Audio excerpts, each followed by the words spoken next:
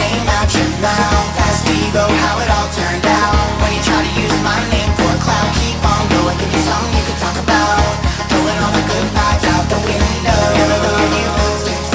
Somebody come hold my cup. A squirrel is acting up. And I do mean a squirrel. He's really acting up. These squirrels, I swear to God. She really acting up. What's wrong with her?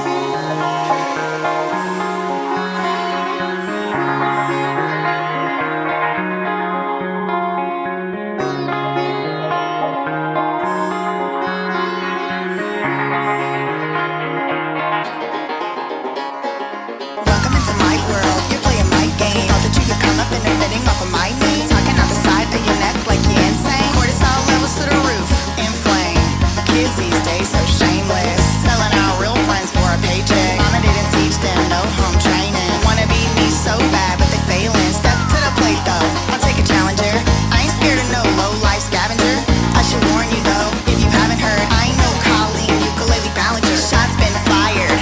Run and tell that. Say it to my face though. Now behind my back. Won't be long till you share it in the group chat. And when I call you up, you're gonna backtrack. And you should've kept my name out your mouth. Fast Vivo, how it all turned out. When you try to use my name for clout, keep on going, give you something you can talk about. Throwing all the good vibes out the window. Somebody come hold my cup. Please. A squirrel is acting up. Seriously though, do you think it's a medical condition? He's really acting up. Maybe it's demons, I really don't know. She really acting up. They ain't right.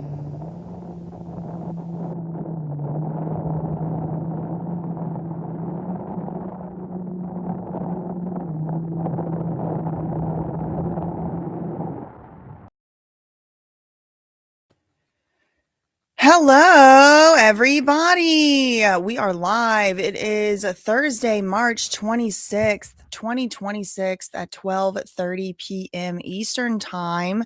Do we have a show today? Yes, we do. We got to talk about so much stuff. I don't even have any idea how I'm going to get through all of it on just one episode, but I'm going to do my very best.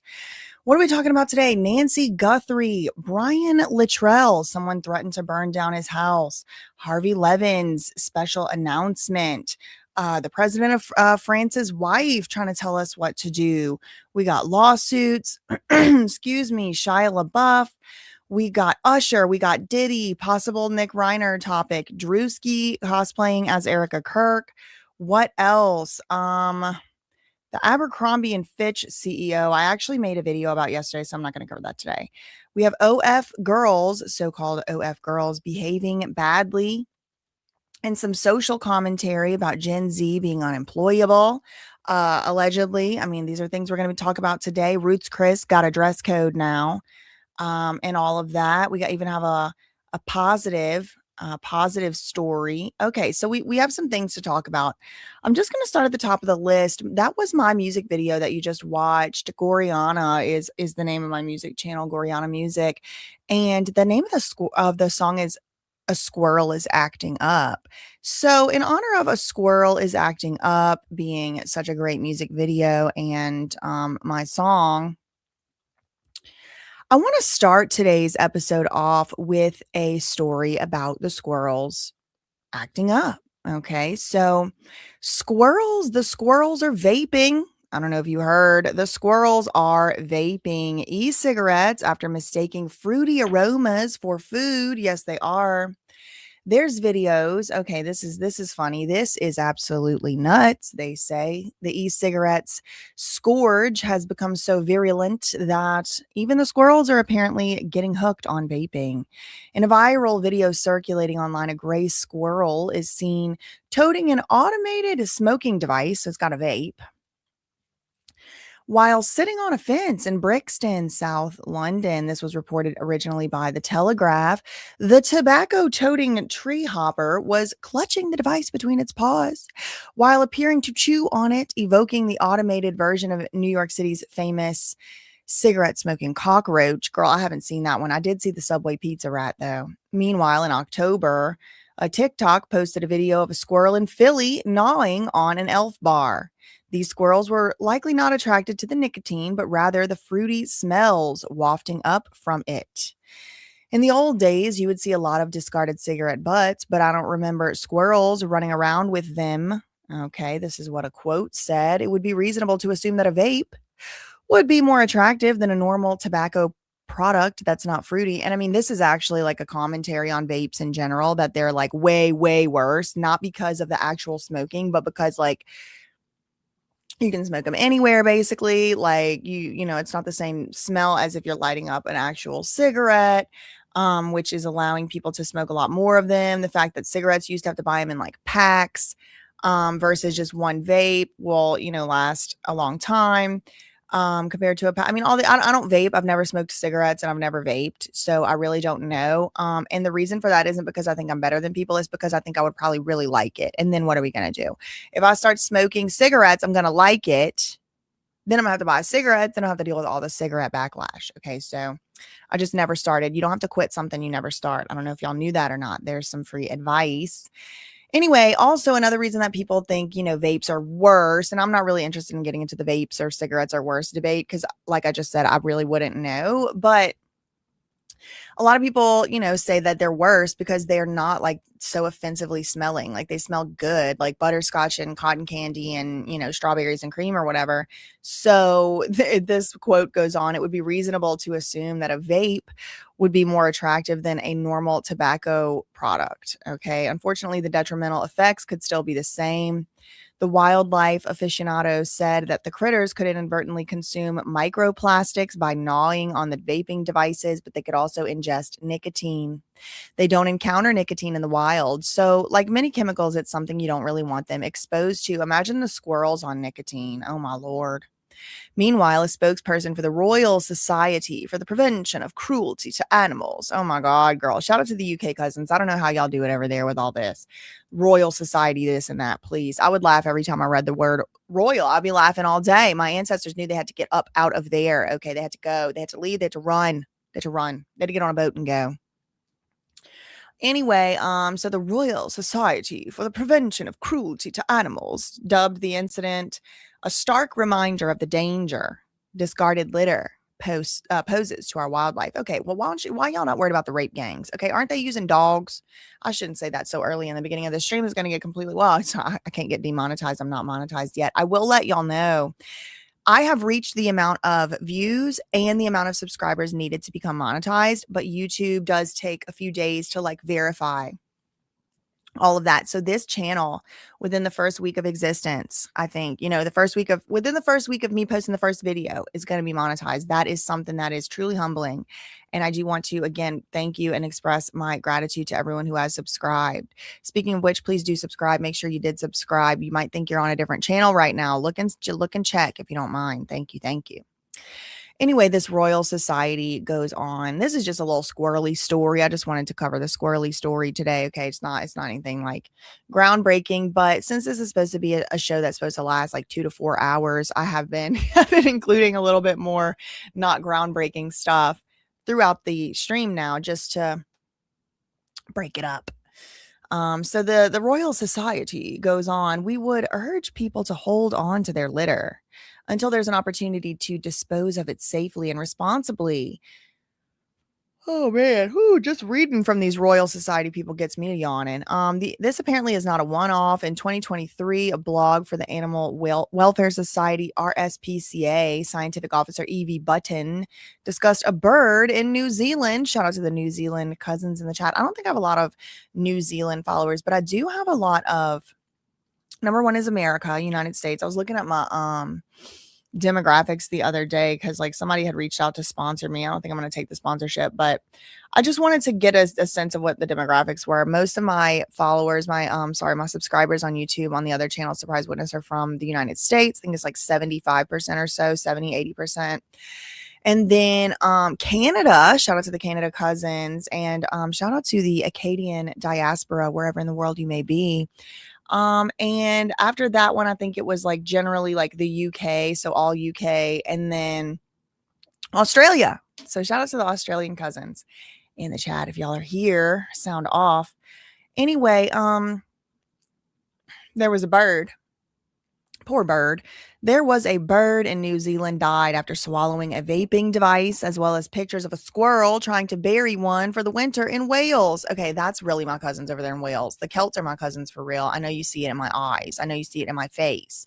We know that this will only be the tip of the iceberg, as so many litter casualties go unseen and unreported. Oh, girl, we got to report the litter casualties. Oh, my Lord.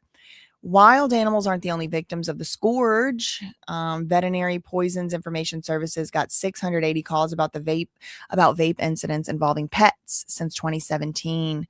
96% had to do with dogs. All right, stay safe out there, y'all. There have been reports of pets passing away after consuming liquids from vapes. In fact, the adverse effects on humans have been underreported as well. Ooh. Widely marketed as a safer alternative to cigarettes, vapes have been linked to everything from heart disease to dementia and, of course, serious lung issues. And I don't know if y'all know this or not, but for a very long time, my sort of claim to fame, if I had any at all, was that my best friend I had moved into that I moved to Boston with. She went to Harvard and she did that infamous popcorn lung vape study. She did it. She had a fake lung in a lab. I got to see it at Harvard. I was allowed to be there. Okay. She let me in. And she went to Harvard master's, the School of Public Health. Anyway, if she's watching right now, shout out to her. She's much smarter than I'll ever be. Anyway, so that was my claim to fame for the longest. Yep. Thibodeau, got the Thibodeaus, the Acadian diaspora. I told y'all. Canadians love me. I know. I love my Canadians. I really do, even though I had to do my big one when when the United States beat Canada in that hockey sports ball game or whatever. Y'all were fit to be tied on that one. That's a ancient saying. I'm trying to bring back the ancient sayings. Oh my gosh, I do have some really cute good news for later when we need a pick me up. But yeah, come on in. Make sure you're clicking the like button on the way in. We are 12 minutes in. We're going to be here for several hours today. So get comfortable. And I'm trying to start going live, 2 to 5 times a week. It's going to depend on what's going on any given day. But this is my new live channel. So let's see. Serious lung death from a lung collapse. Look, I swear, I've seen some coughing fits after these vaping, hitting the vapes, whether it be, a nicotine one or a one from the legal dispensary, and it does seem like you could get a lung collapse from some of these things. Okay, well, there you have it. That's your public service announcement, and the squirrels are acting up. I do want to start a segment called the squirrels are acting up. Okay, so squirrel acting up, that was that segment. Okay, moving right along. We do have a little bit of Nancy Guthrie update. I don't want to get too in the weeds on the Nancy Guthrie thing at the moment, but I do want to do this one little update. Okay, so Savannah, Nancy Guthrie's daughter, the famous one that's on the Today Show, she's been about to come back to the Today Show. I heard she's been about to come back. They're gonna have her back on, which is a little bit of a surprise because previously it was reported she was probably not ever going to come back to the Today Show. So she's coming back now. And she recently sat down for a kind of professional in-person type of interview, and she said a few things. I'm not going to be doing a react or anything to the full interview, although I may do so on my other channel, make a pre-recorded video. But this right here, Savannah Guthrie, this is from this morning, 8:04 a.m. Savannah Guthrie says back doors to her mom's home had been propped open when the family first. Oh my God, I keep getting attacked with a yawning demon, girl. No, I rebuke.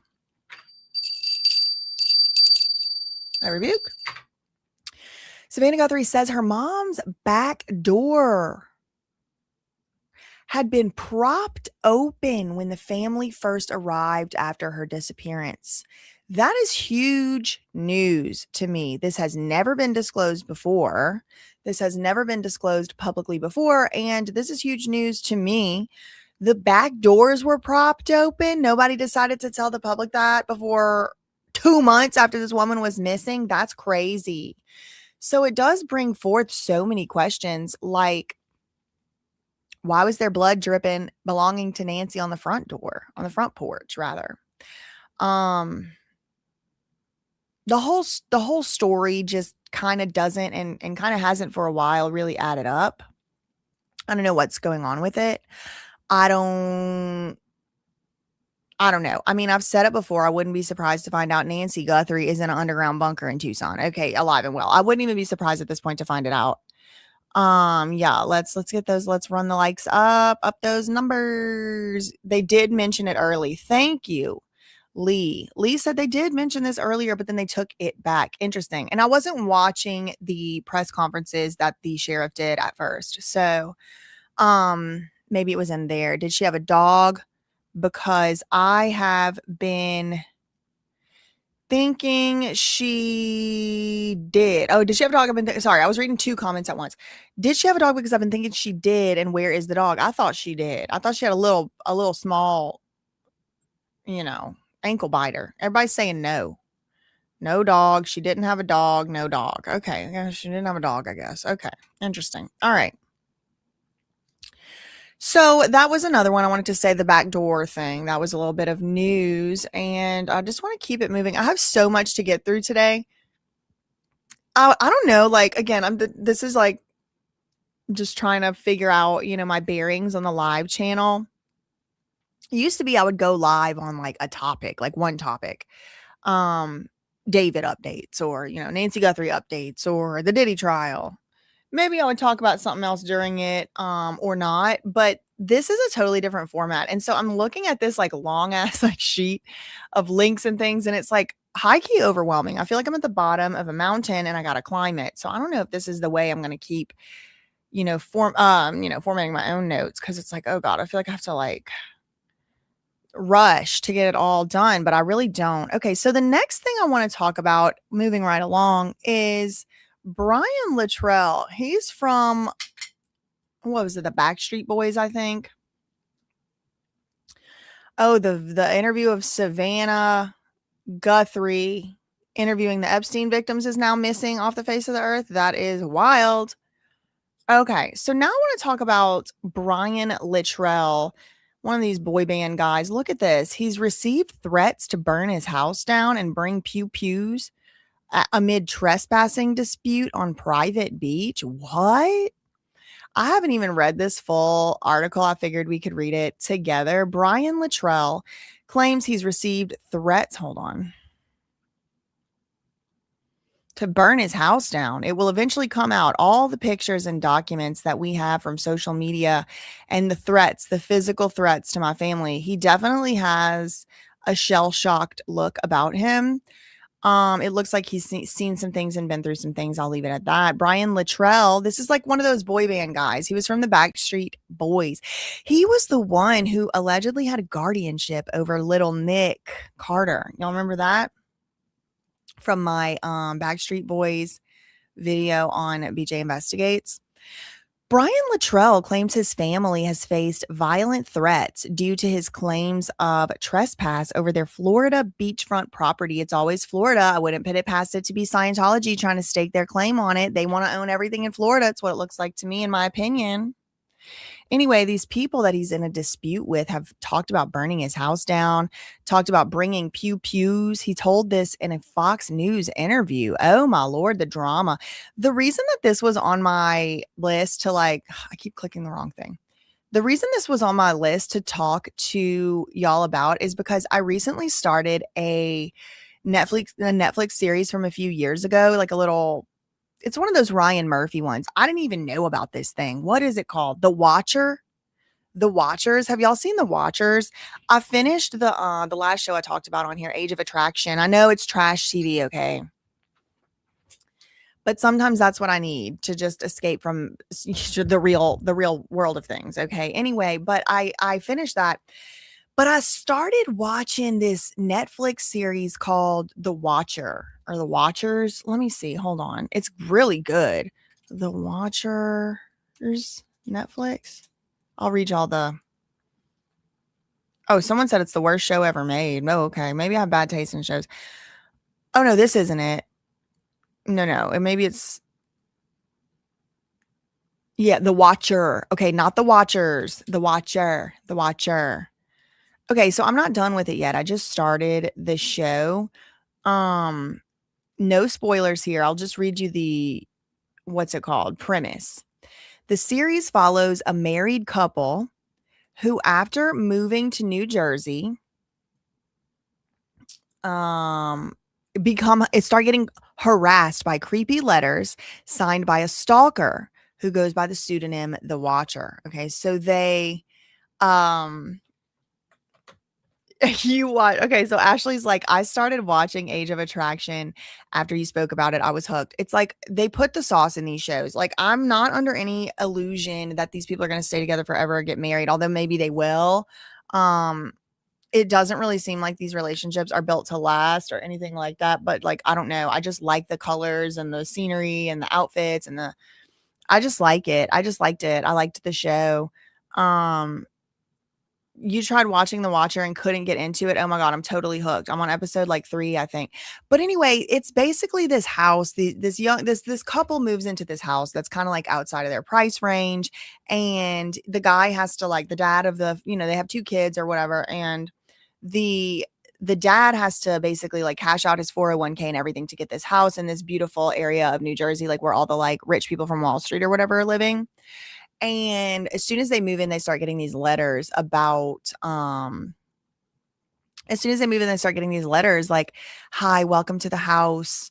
This house has been watched by the same family for the last so many, 100 years or whatever. And you're the newest ones to move in. And then the letters start to get creepier and creepier. And it's like, to me, so far, I'm only like a few episodes in, 3 episodes out of 7, I think. So I'm like halfway through. But so far, it seems like the person who's sending them this stuff, these letters, is just wants the house. Like, they just don't, they wanted the house itself and they want these people to move out of the house, these new owners or whatever. But like, then there's this whole occult thing of drinking children's blood that pops its head up. And now I'm just like a little lost. So I'm like, that was on my mind. Okay. The show The Watcher was on my mind when I came across this article here about the Backstreet Boy guy being threatened to get pewed over this dispute on his home. They filed lawsuits. So the Litrells, this is Brian. Let me look up his family. I want to see if there's any public pictures of them together just to get the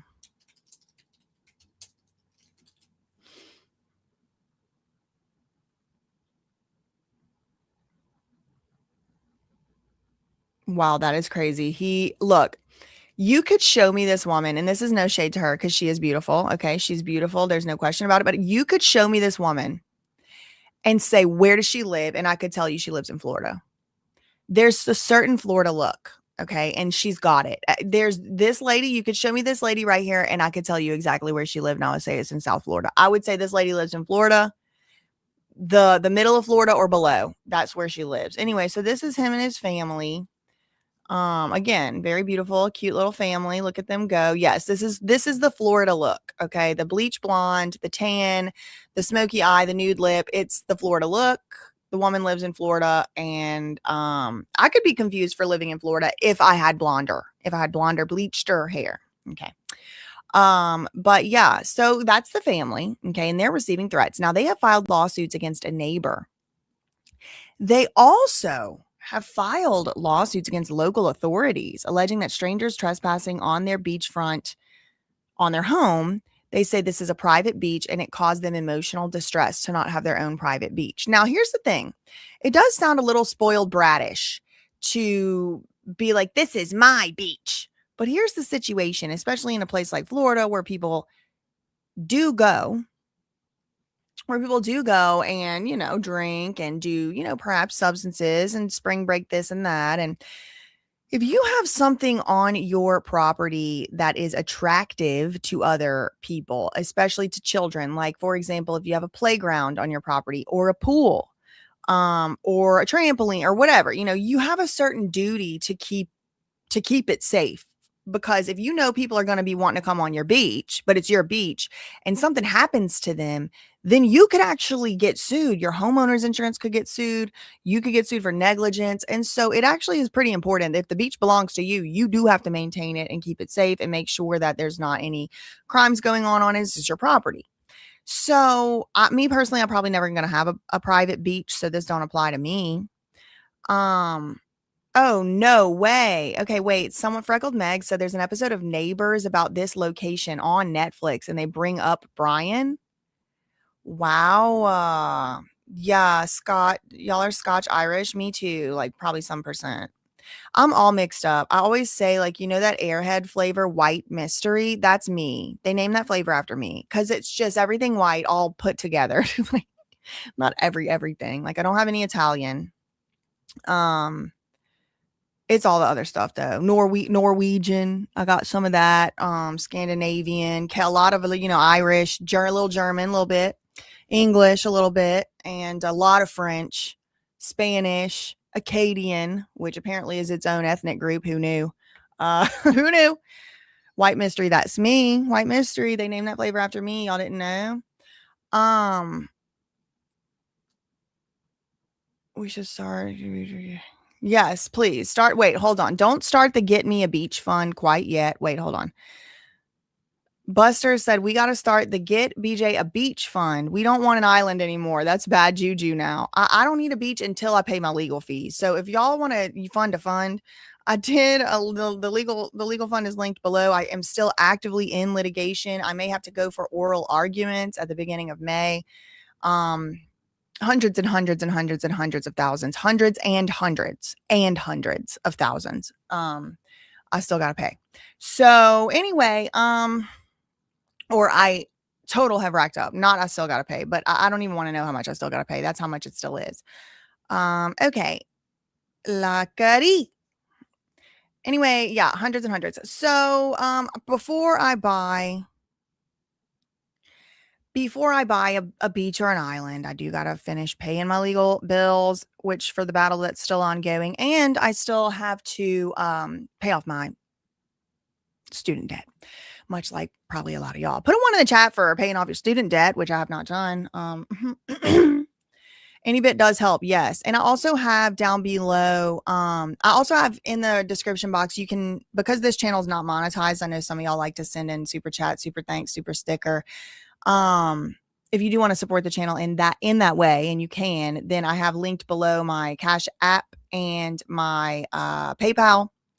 I think there's other things that you could do down there too, and a legal fund if you want to. If you donate to the Cash App and the PayPal, it's not going straight to the legal fund, although, you know, a lot of my money does end up going there anyway. If you want to donate directly to the legal fund, there is a legal fund and it's set up to a separate bank account. Okay. I am learning French. Oh, cool. What is this? Alba gu broth? What does that mean? Now I want to know. Hold on. Let me look this up. Is this something my ancestors spoke? Is this some of my ancestors said this? Watch her be like, it says F you. Alba gu broth. Scottish. Gaelic. Scotland forever. Slay. Yes. Scotland forever. Long live Scotland and Wales and all the other places over there that, if you know, you know, with them inbred royals. Okay, can we get a 2 in the chat for getting them out of that house? Can we get the squatters out of the palace? Can we get the 2 in the chat for getting the squatters out? No? Okay. Anyway, I also started watching The Crown sort of recently. I haven't watched it in a few weeks, but that's the most I ever found out about them inbred royals was on that show. Okay, the Litrells filed a lawsuit claiming that they are having emotional distress from people going on their private beach. Backstreet Boys member Brian Litrell claims his family has received numerous threats amid ongoing disputes over his, quote, private beachfront property in Florida. It will eventually come out, he said. All the pictures and the documents that we have from social media and the threats, the physical threats to my family. They've talked about burning our house down, burning it down. They've talked about bringing pew pew.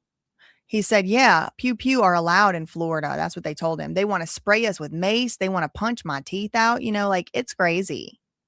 Brian claims some of his fellow Walton County community members Oh my God. See, you can't live in these homeowner association communities. That's another thing about that Watcher show. It's like everybody thinks they get to tell you what to do. And that's a theme of today's episode, is like people trying to tell other people what to do. We're going to talk about that a few different ways in this episode. The comment, look how Florida she is. Oh my God, these are some Florida people. You know who else is from Florida? I'm going to show y'all why I'm saying this. Watch. I'm going to show y'all why I'm saying this. Brooke Hogan, for example. She lives in Florida, right? This is her. This is Hulk Hogan's daughter. This is what I'm deeming and calling the Florida look. Y'all can clip this if you want to. The Florida look. Okay, see? Look. Florida look. This could have been in 2005. This could have been in 2025. And it's the same look. Even Hulk Hogan himself has the Florida look. Look at him. Look at him. Rest in peace, Hulk Hogan. I love this shirt. I love a shirt with a bell sleeve like this. I don't know if y'all know this or not. Put a 3. And this is for my OGs. We're still in OG territory. We're still under 5,000. We're still under 10,000 on this channel. So this is kind of like, I'm going to be talking a little bit more freely here until, then whenever people come over here, then I'll have to, start acting normal or whatever. But oh my God, you joined the board of the homeowners association? Oh girl. Them people, it's like, no, I'm done working for free. I don't work for free no more. Like in that type of no. But I would have to join it if I lived somewhere and they had one. But whenever we were looking for a house during COVID, and it was before the prices shot up, we actually got our house on foreclosure. And the one thing I told my fiance, because he wants to live closer to his parents, I said, look, I don't care. I have two rules. It's still too soon for me right now to live in a trailer. I want a house that's attached to the ground. And number 2, because I grew up in a trailer, and I was like, if I could ever get a house that's on the ground, that's what I want. And so that was one. And then the other one was, and this one was non-negotiable. I said, I'd move into a trailer park before I move into a mansion castle that has a homeowners association. I'm not doing it. That's my one real hard and fast rule. Like, I'm not doing it. And so we don't live in a homeowners association neighborhood, thank God. Okay, so the Florida look, that's what we're going through. Who else is from Florida? There was another person that I had literally in my mind. A bunch of the Free Britney people from Florida looked like that. The bleach blonde hair, the same smoky eye, the nude lip, and nothing's wrong with it. It looks pretty. Like the wife looks pretty, but it's just such a Florida look. I had someone else in my mind, Hulk Hogan's wife, but she's, it's the same family. Okay, anyway, all right. Oh, is it Bunny? Where is Bunny XO hometown? Is she from Florida? Texas. Does she live in Florida? She has a Florida look.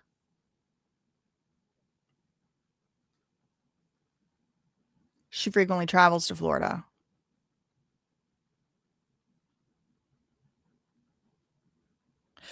Wow. In 2024, Bunny XO faced criticism for featuring prison phone calls with Wade Wilson, a convicted Florida murderer. Anyway, all right. Back to Brian Litrell's beachfront property dispute. It's scary to have to be in this small community with a lot of angry people, honestly. Oh, okay. So what it is people want to go down to the beach, but he got the house that's on the beach. And the people in the community are like, oh, we have been using this beach and we want the beach. They're making us out to be these monsters that we're not. Leanne must be the wife's name.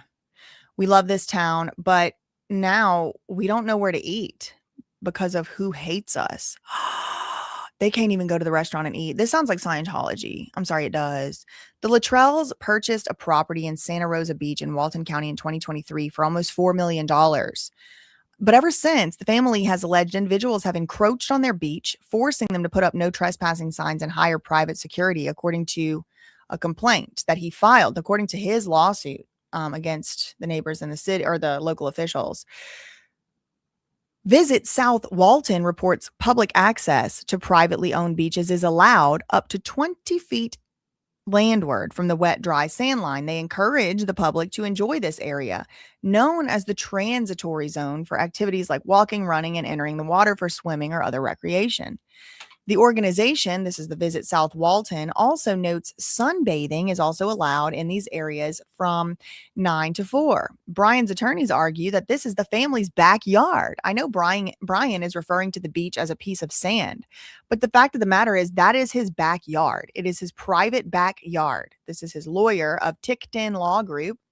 For people to decide to camp out in his backyard is no different than if they were to camp out in anybody else's backyard. Well, listen, I'm very sympathetic to that. One of my biggest things is like, I'm American, you know what I mean? Like, I like freedom and I like property rights. I do. I understand that there has historically been a bunch of issues. I can't do nothing about that at this point, but I like it that like people can't just like roll up on your house. Like they can't just be like walking into your front door, the cops or the people.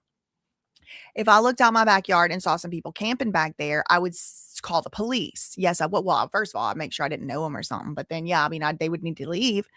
Well, I feel this way. Okay, I really do. But at the same time, I don't, again, live on a private beach. So if there are laws or ordinances or whatever in South Walton that do allow privately owned beaches to be accessed 20 feet landward from the wet, dry sand line, then it kind of runs up against Brian's property claim. I will say, though, a lot of things come into consideration here. Did he know that? Was he aware of that? Was he made aware of that? I want to watch that show. I want to watch the show, Neighbors. In a civil complaint first filed in September last year, 2025, Brian, Leanne, and BLB Beach Hut, the entity that owns their home, accused local resident Carolyn Barrington Hill of trespassing on 7 occasions. Oh, she's crazy. She keeps trespassing, according to them.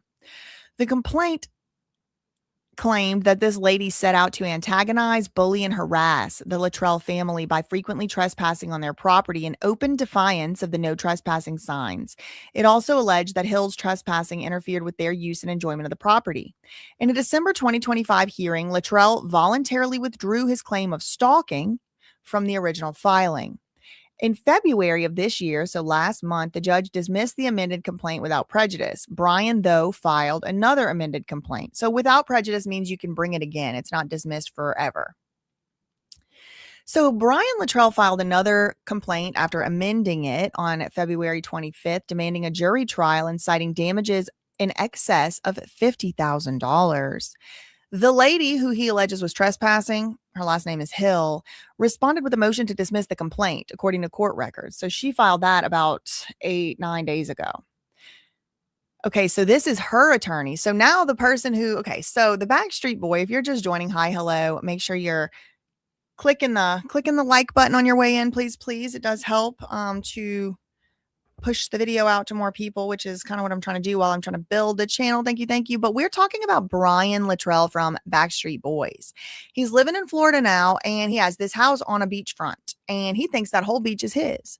But the little local community he lives in said, that ain't your beach. We can go over there on that beach. You don't get to have a private beach over here. So Brian Litrell from the Backstreet Boys sued. He's now sued people. One of the people he sued is this lady right here.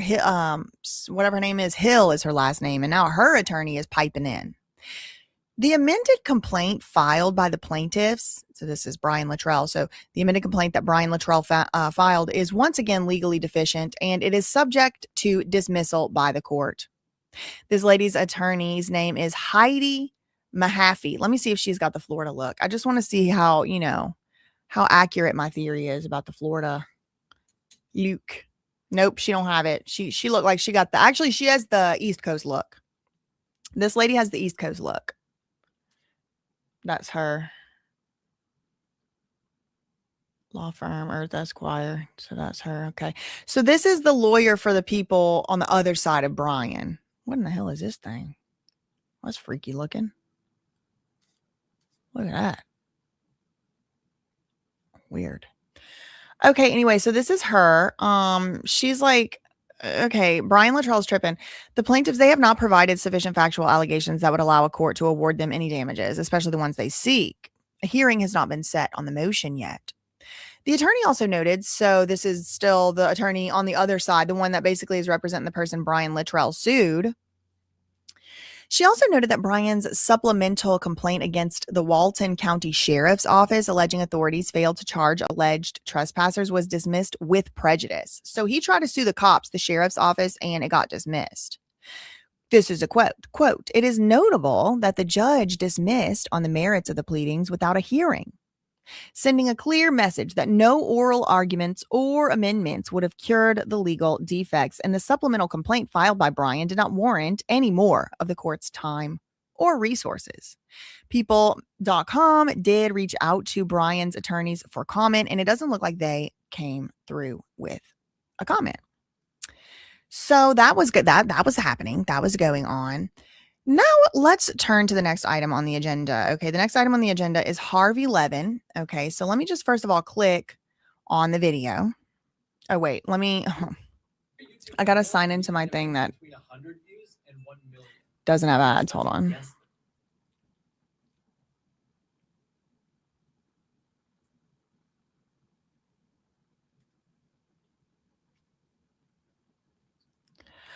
Okay.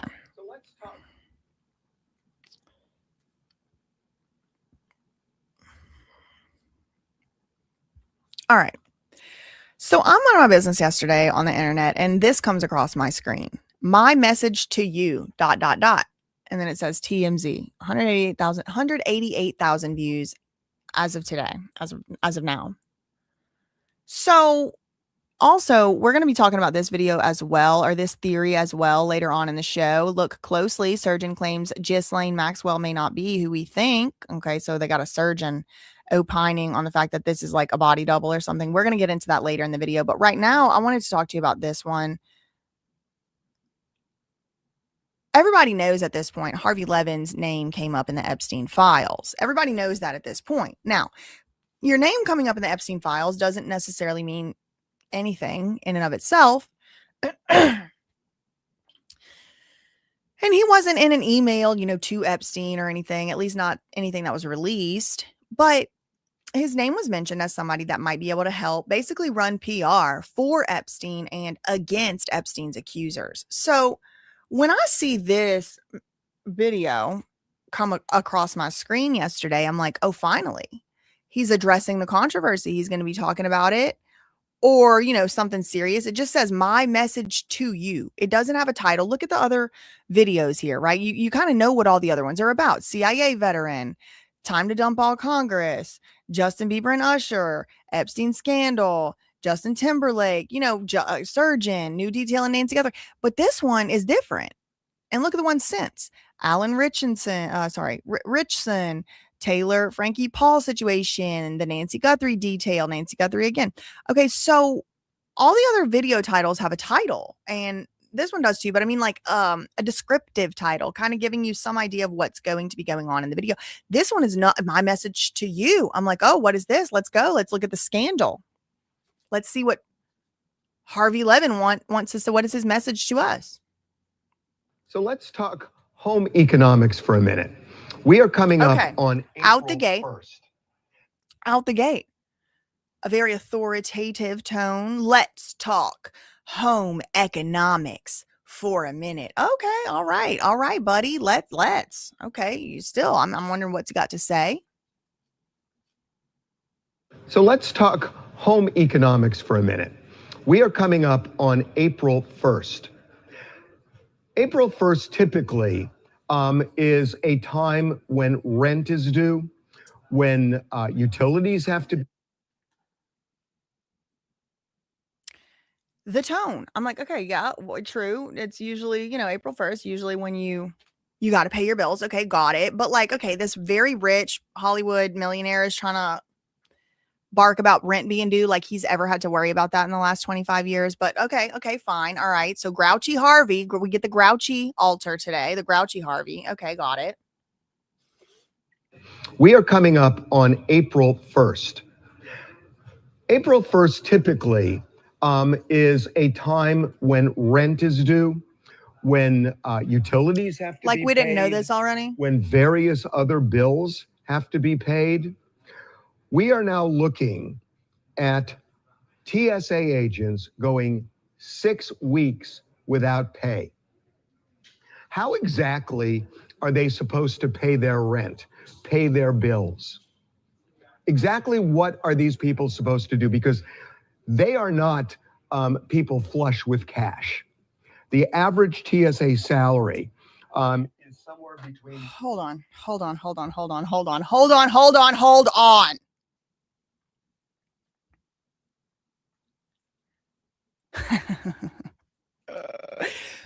Harvey freaking Levin is so goddamn out of touch that he is bitching on the behalf of checks, notes, TSA agents. He's trying to pull on the heartstrings of we the people. He could have said anything. He could have said air traffic controllers on the down with the he could have said anything. He picked like unanimously the most hated group of people in the whole. I mean, I think people hate TSA more than Israel. People hate the TSA. I think the TSA should be abolished. And just I want you to think, I want you to put yourself in the airport. Last time you took a flight. Actually, let me make a poll. Put yourself in the airport last time you took a flight. Did it seem to you like a single solitary TSA agent gave a flying rat's ass if you got where you were going on time? If you could pay your bills? Now, look, listen, I do know they're just people and it's we the people and all that, but they're like a massive overreach security organ. I mean, they X-ray our bodies and can see under our clothes. They tell us we can't take dry shampoo on the freaking plane.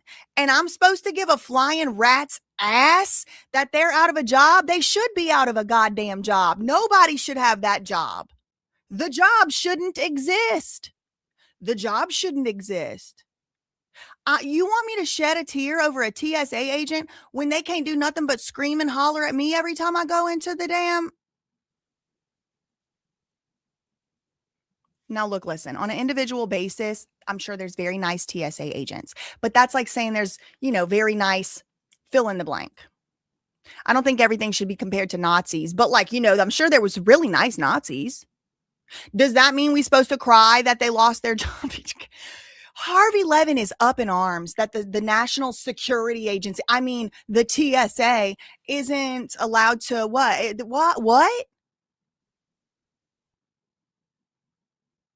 Huh? I'm confused as to what. Okay, so I'm gonna look. We're 30 seconds into this, but 40 seconds in. With all that in mind, again, the lack of frontal lobe activity. I think the man needs to be scanned for dementia. I'm about getting ready to hooray! Maybe we'll get rid of TSA. Woo! You think they give a shit if I can pay my bills on April 1st? Because they don't. They don't even give a shit if I'm going to look cute when I get where I'm going. Okay? They don't even let you take your damn dry shampoo. It might be a bomb. That's how stupid these people are. You want me to be sad because the security open air prison guards don't got their paycheck? I'm not sad. Sorry. Maybe I'm a bad person for it. Maybe I am. I ain't sad. Not one bit. I actually want to celebrate. So let's talk home economics for a minute. We are coming up on April 1st. April 1st typically is a time when rent is due, when utilities have to be paid, when various other bills have to be paid. We are now looking at TSA agents going 6 weeks without pay. That came out of nowhere. How exactly are they supposed to pay their rent? I don't know, and I don't care. Pay their bills? I don't care. Exactly what are these people supposed to do? Because they are not people flush with cash. The average TSA salary is somewhere between $35,000 and $45,000 a year. The average for a high-cost area like California, they pull in $54,000. And those are the worst ones. California and Philadelphia are the worst TSA agents I ever saw in my freaking life. They're the worst ones. We need to get rid of every single last goddamn one of them. We got to get all of them fired. I mean, every single one. Y'all, I have literally been traumatized because I'm like, I have to fly to go to a court case or I have to fly to go somewhere I don't want to go. And I'm just trying to get where I'm going. The lights are too loud. The sounds are too bright. I said it like that on purpose. It's just a totally overstimulating situation and scenario. And then you finally make it up to the TSA, the security, and they're screaming at you like you're the idiot. No, I'm sorry. I might be a bad person. I don't give a shit. I don't care at all. I just checked and I have no fucks to give. Not one. In a way, it kind of feels poetically appropriate. Now, does this mean that I think it's a good thing? You know, I'm sure they have families. They have to pay for their kids, school and food and all that. Yes, of course. My heart does go out to that. But at the same time, like maybe we just shouldn't have a TSA. Maybe we just shouldn't have a TSA. Like, I'm just not. Listen, I have a lot of empathy. I have a lot of sympathy to go around. I know y'all saw me sitting here crying one day because Diddy's kids were going to have no dad. I literally shed a tear for those stupid kids. Okay. I have too much empathy. I don't care. Maybe they should have sent someone else as the messenger because it could possibly be a messenger problem. But why does Harvey freaking Levin care so goddamn much about the TSA agent's salary?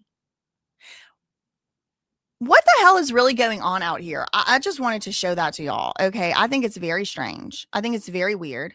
And if they want me to care, somebody else besides Harvey Levin needs to. Maybe they should get one of the TSA agents themselves to come out here. Maybe then I would care. But I'm just sitting here like, maybe we should get rid of TSA. Maybe we should get rid of that because those people that I have interacted with at TSA, 9 out of 10 of them don't need to have that job anyway because they don't know how to act. I will say that. You can't even look sideways at a TSA agent. They'll be putting you in handcuffs. Fuck them, to be honest. Go drive Uber like the rest of us have to do. Go do something else like everybody else in the world has to do when they can't make ends meet. Maybe don't be a narc as your job. I don't know. This is just my opinion. It is a little bit of an unpopular one, I'm sure. But I just want you to try to remember the last time you were at the airport. And did you have a pleasant or even neutral experience with TSA? Or were they stark raving, control obsessed freaks and lunatics and losers who need to be doing anything else but other than that? That's been my experience 9 out of 10 times.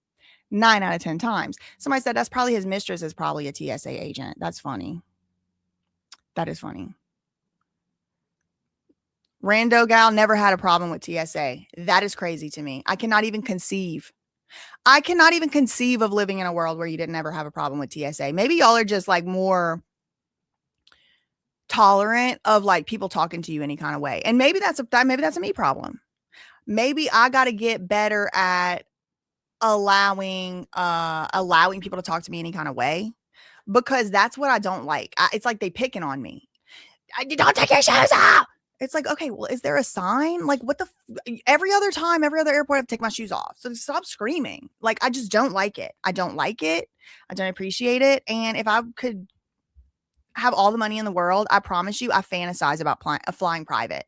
That's the one like really rich person thing that sometimes I'm just like, God, if I could only fly private, because then I wouldn't have to deal with TSA. It's like actually the bane of my existence. It's like they have a team meeting. They're like, okay, BJ's coming to the airport today. Everybody get on your worst behavior. That's how I feel. It really feels that way to me. Anyway, next topic. Speaking of weirdos being completely out of touch with their audience and reality, the first spouse of France came to, I think, my country recently. Maybe it was Melania. I don't, girl, we about to say it. Yeah, at the White House. The first spouse of France sat in my country, in the United States of America, trying to berate and belittle the First Amendment. Yes, it did. Yes, it did.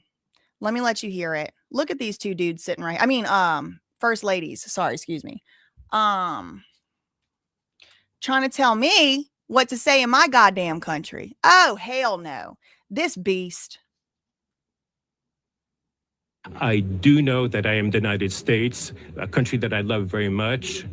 And here, we are the country of free speech, but I think Yes, we that are. Wait. liberty does have some rules. We have to be free. but Girl, adapt to they certain- are shady. Who had a man translating for her? Why did they have this person's voice coming out as a male translated voice? They got a man translating for her. This is shady. They did that on purpose. That is shady. That is funny. Kay pointed it out before me. I was like, who's talking? I thought it was the reporter. Girl.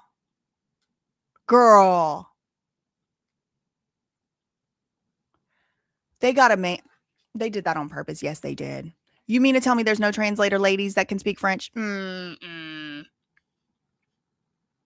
I do know that I am the United States, a country that I love very much.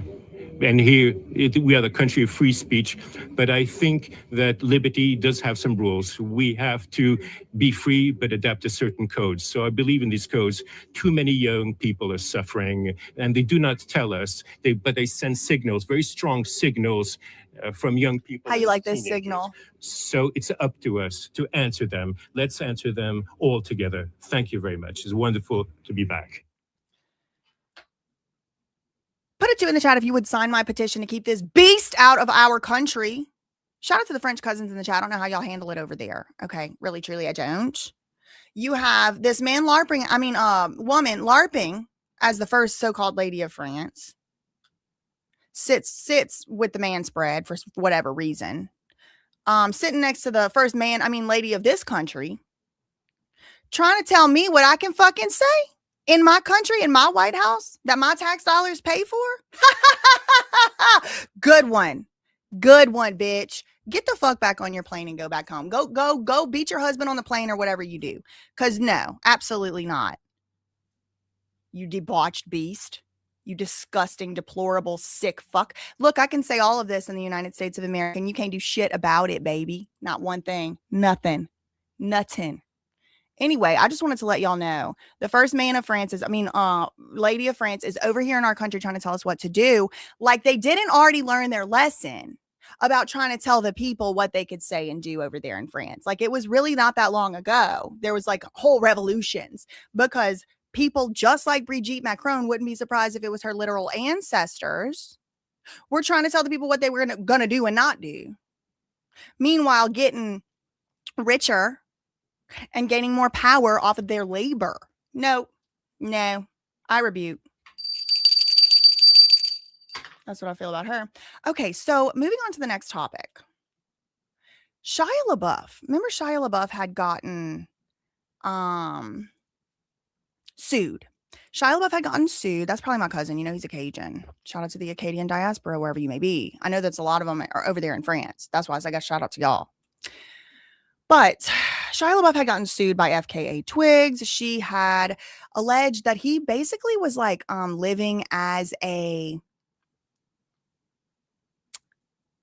movie role he was doing. He was living as a movie role he was doing. A gangster, mafioso, as it were. And he kind of like turned into that and was living as it. Like he was doing that method acting thing. And he was like basically like staying in the character the whole time. And when he was in that character, he did some crazy stuff to her, alleged in the lawsuit. Well, then the lawsuit, I can only assume they settled it because it was withdrawn. She withdrew the lawsuit or whatever. However, right. The idea of Brigitte Macron telling us what's appropriate. Like I didn't already do a whole entire video on BJ Investigates about all those books in the background of her husband's presidential portrait. Please. They glorify pedophiles in that palace. Please. They buy pedophiles as art and put it down, put the rugs down and put the pictures on the wall. And you gonna come over here and tell me what I can say? Bitch, if you don't get your skinny ass back on that plane and back to France, I'm about to go over there and put you on there myself. That is a joke. That is a joke. It is a joke. Okay. Anyway, so there's an update with the Shia LaBeouf thing. She's done sued again. Okay. So this article is from yesterday. FKA Twigs reignites legal battle against Shia LaBeouf. So reignites because it had already started. The singer-songwriter represented by Hollywood Power litigator. Oh my God. I missed this detail. Matthew Rosengart. Holy crap. Britney Spears' conservatorship lawyer that I think should be disbarred for not pursuing any of Britney's claims within the statute of limitations, but that's neither here nor there at this point.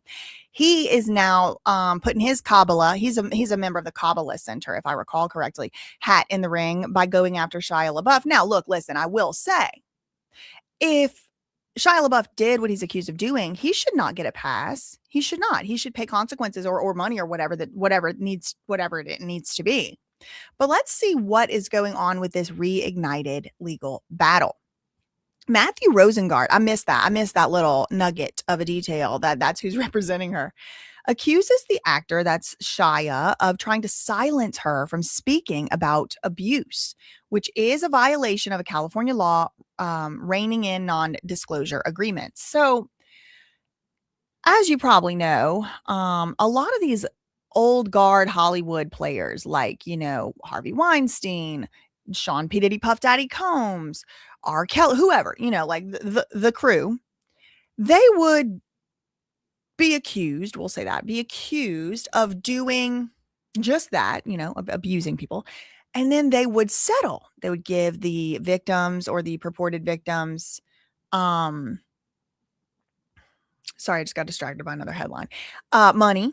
And then in turn, the victim or purported victim would not speak on the issue anymore. And it would be like, look, we both want to settle this out of court. We don't want to drag this through court, et cetera, et cetera. So let's just, Aaron Hall, they're saying, my ear itches. Aaron Hall, they're saying to other people. So there's, this is, and also it's not just famous people. This is a lot of people. They want to enter into an NDA. Like, you don't talk about it. I won't talk about it. I'll give you $1 million and then we all just go on with our lives. Okay, bet. Fine. Tony Busby does, and is famous for doing or widely known for doing this type of settlement extraction where he'll be like, hey, look, Jay-Z, we fit in a suit. We're about to sue you, buddy. Unless you want to settle, then we won't. The issue does become, once that happens with one person, like, let's say there's one victim accusing Diddy and Diddy settles with that victim. Well, now Tony Busby knows how to get money out of Diddy, and he can take 10 more, get 10 more settlements. And then I'm just using Tony Busby as an example. I'm not saying this actually happened, but this is kind of one of the ways he makes his money, is that it doesn't even go to court. Now, Tony Busby, say what you want about him. I personally don't trust him far as I could throw him, and I can't throw very far, but he is that guy. All right. He got a $1.1 billion settlement out of a company yesterday. Like, the man will get the money. Okay.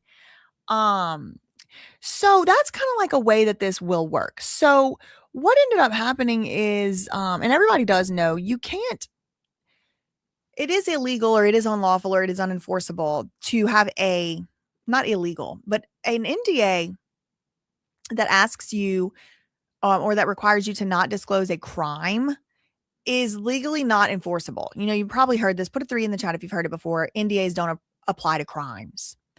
They can. I mean, technically they can. But if the police come to you to ask you a question, especially if they subpoena you to ask you a question, you cannot say, I signed an NDA.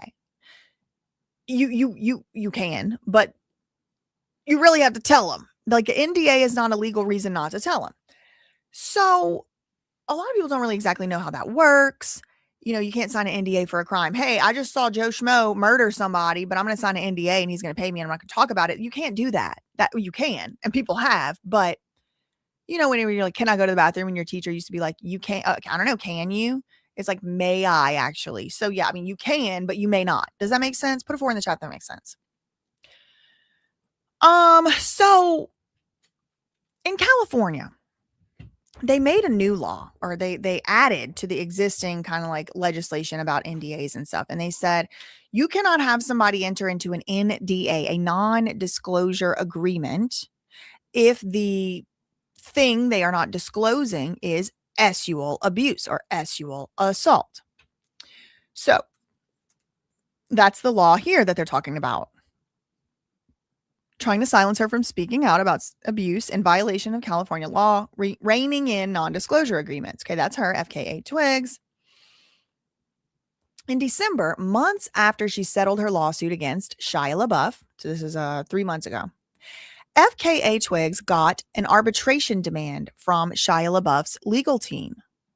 He claimed breach of contract and sought massive damages for what he considered a violation of the deal's non-disclosure agreement over an interview in which FKA Twigs said, "I wouldn't feel safe with that chapter of her life behind her." I wouldn't feel safe. I'm going to need more context than this. The arbitration was later dismissed, but the settlement stemming from the case and subsequent legal action is now the subject of a lawsuit from FKA Twigs. She claims that Shia LaBeouf is trying to illegally prohibit her from discussing issues of S violence and sharing any information about the acts relating to her own experiences of alleged S abuse by the actor. FKA Twigs, in the complaint filed on Wednesday, so it was filed yesterday. This is kind of breaking news. It was filed yesterday. Seeks an order that would block Shia LaBeouf from enforcing portions of the non-disclosure agreement, which she asserts violate California law. So that's interesting. She got her money. She took the money. And in December, and then immediately started blabbing about the sexual abuse. And now she's saying, no, I should definitely be able to keep the money, the huge settlement I got, but also I should also keep being able to keep blabbing, which I see where she's coming from. And especially if he actually did do it. What I don't really like, though, is like to do the whole settlement thing and take the money and then break the NDA. Again, she shouldn't have agreed to an NDA that was illegal either. Okay, all that being said, if he did what he's accused of doing, people should be able to know about it. That's my opinion. I don't think you should be able to like legally NDA somebody into silence when you abused them sexually. However, if the person wants to agree to it, they should probably follow what they said they were going to do. I don't know. Maybe I'm out of line here. Let's read the rest of the article, see what else is going on here. So Twigs, whose real name is is it Talia or Talia? I'm going to say Talia Barnett, files this action to right a wrong and also on behalf of other women who are the victims of violence who do not have the resources to speak out and defend themselves and predators. This right here, I don't like. I don't like this shit. Want to know why? She's not filing anything on behalf of other women. When she wins this money or when she wins this case, she wins. The broke women, the poor women who she's claiming to be representing win nothing. They win nothing. They are still silenced. They are still having been abused with no justice. If she really wanted, hear me out, let me finish, to help, file something on the quote behalf of other women who are the victims of violence and do not have the resources to speak out, then what she would do is she would take some of her money and she would help them to pay for a lawyer. And I've been poor most of my life. I am to this day unable to afford lawyers, which is why I have a legal fund. So to this day, I can't afford lawyers. To this day, sitting right here in this chair, I can't afford a lawyer. And it really grinds my gears when these rich bitches who sign agreements to do things want to break their agreements. And then they want to act like they're doing some type of freaking charity project on the behalf of us. Bitch, no, you're fucking not. Donate to my legal fund if you want to file a lawsuit on the behalf of me. Because this has nothing to do with on the behalf of other women. Just say you wanted to get your bag and you want justice. That's a good reason to sue somebody. I want justice. The man put me through hell. He's a crazy psycho lunatic narcissist and I want justice. I'm getting what he took from me. That's okay. Hell yeah. I'm clapping, girl.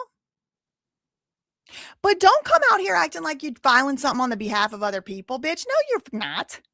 No, you're not. It's actually insulting to say that. You could have took some of that settlement money and funded some poor lady's lawsuit. You could have took some of your money and went down to the local legal aid and said, I want to pay to fund one lady's lawsuit. Did you do any of that? No. You only want to use and exploit. This pisses me off. You are not like us, Twigs. You are not like us. We not dating Shia LaBeouf. Huh. I don't like this. I don't like this. You're not doing this. And you know who else is doing this stupid shit? Blake Lively. On behalf of all women who have been victimized by their employer. You know, on behalf of not? No, you're not. You're suing because you got a big ego and you wanted to jank that man's movie out from under him. Now, he's no saint. He's no saint. But this pisses me off. On behalf of all domestic violence and who can't afford it. Now you're just rubbing it in. That when you have money, probably that you got from Shia LaBeouf, let's be honest, she went and got that big settlement. Now she's using that money to sue with Britney Spears' lawyer. You are not doing that on the behalf of anyone else but yourself, bitch. Do not bring us into this. Please. Sickening. Way to get me rooting against you in your lawsuit is bringing in other people that don't have shit to do with it to try and push your stupid PR. Did Matthew Rosengart? I don't think he's done anything much good at all. Really. Certainly not something that somebody else couldn't have done. She seeks to ensure that survivors of sexual misconduct are not bullied or silenced like she was. How is her suing to get her bag going to do that? She's not starting an organization. She's not starting a podcast. She's not donating any of the money to actual survivors of sexual misconduct, which she may be. But say that. There's nothing wrong with just suing because you got the right to sue. You don't need to do all this every women, every survivor thing. You don't got to do all that. It makes you look like a grifter, actually. It makes it look like your case alone ain't strong enough to stand on its own. So you have to bring in real survivors. That's what it looks like to me. On the behalf of every woman who's ever been abused, but she's too broke as shit to sue her abuser. Here I am getting my bag. I'm not giving you none of it though. So how's that help? How's it help? It actually hurts. It insults. I'm not sorry either. I'm not sorry. In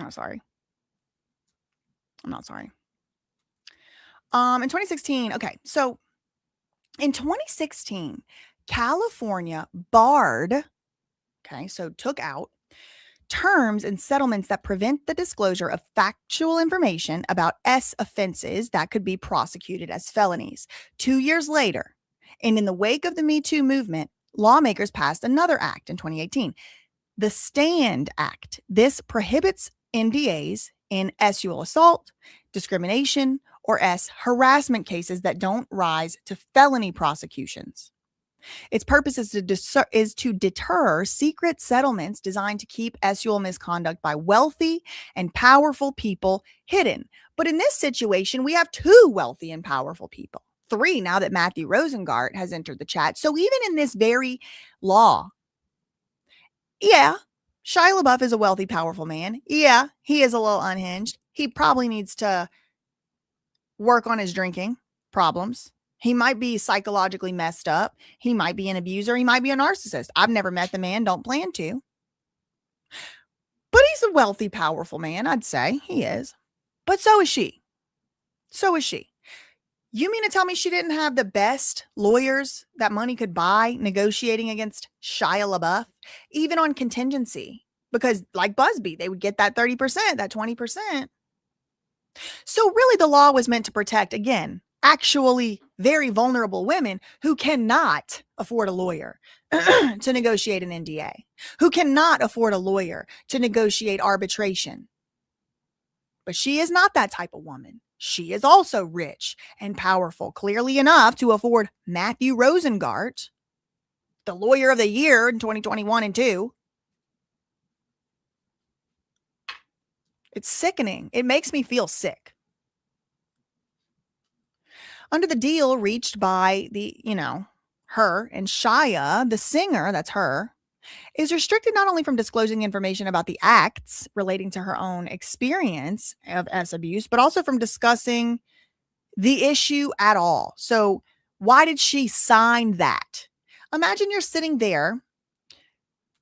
Hey, Shia LaBeouf, give me $1 million or 10 or 50, I don't know, or $10. And as a result, I will never talk about sexual harassment ever again. Why would her lawyers even let her sign that? I would not want to agree to that. What do you mean? You've done this abuse to me and now you want to restrict my speech? No, F you. We're going to court, baby. You can't, like, she can't even talk about harassment at all. Though that is what this article says are in the terms. She is restricted from discussing sexual assault in general terms. Why would she agree to that? Hello? She agreed to it. Now, if it was unlawful, why did she agree to it? It might be unlawful, but she agreed to it. Why didn't she say, no, you can't restrict me from doing that? Why didn't her very powerful lawyers say, no, you can't restrict her from talking about assault? Are you crazy? Are you out of your mind? We're going to court. Now, this is a totally separate issue from talking about her own assault that happened to her. I could see why she would agree to not talking about that. Some people will never talk about sexual assault that happened to them for many, many, many valid, justified reasons. So maybe she wasn't going to talk about it anyway. But why would she agree to not talk about it at all and then sue over it? That's weird. Something is so often weird about this whole thing. And that's not me saying that I think it didn't happen or I don't believe her. It's just something's weird about how this is all being addressed and managed. The lawsuit doesn't seek damages. It's about justice and law, not money. Okay, so they're trying to get the law changed. They're trying to get this to go up to the Supreme Court. That's my opinion. If she's not going after money. After Barnett received an arbitration demand in December, Matthew Rosengart argued that the NDA and the settlement are both illegal. But Shia LaBeouf's lawyer responded that the Stand Act doesn't apply because Barnett only brought a claim for sexual battery and not assault. Okay, well, that's a pretty weak argument, according to the complaint. So only, well, I guess it's not, because battery might rise to the level of a felony and assault may not. And the law is the thing about the felony thing. This is a quote from her lawsuit. LaBeouf's preposterous argument should offend every citizen of California. The thing that I'm the most offended by so far is her bringing all these other poor women in who can never afford a lawyer, who can never afford a Matthew Rosengart, and acting like she's doing anything for them, because she's not. She's not helping them in the least. She's not helping them in the least. She's stepping on their heads and their backs to get where she's going. That's what she's doing. And that's the most preposterous thing to me. Define common sense, legally erroneous. The assault is a precondition of battery. In February, last month, Shia agreed to drop the arbitration demand. The alleged violation of the settlement stems from a cover story of FKA Twigs in the Hollywood Reporter. It's always the usual suspects. The Hollywood Reporter, Business Insider. When asked whether she feels a sense of safety with the lawsuit behind her, she said, no, I wouldn't say I feel safe. I feel really passionate about being involved with organizations such as Sista Space to help survivors in any way that I can. I think it's, involved. How? Real quick before I start clapping. How? Did you go over there for a photo op, or did you donate money? Did you donate time, clothing? Did you get somebody a lawyer? She said, I think it's less about me at this point and more about looking forward, just moving on with my life. Well, that's not true. She's still trying to do this. She's still suing.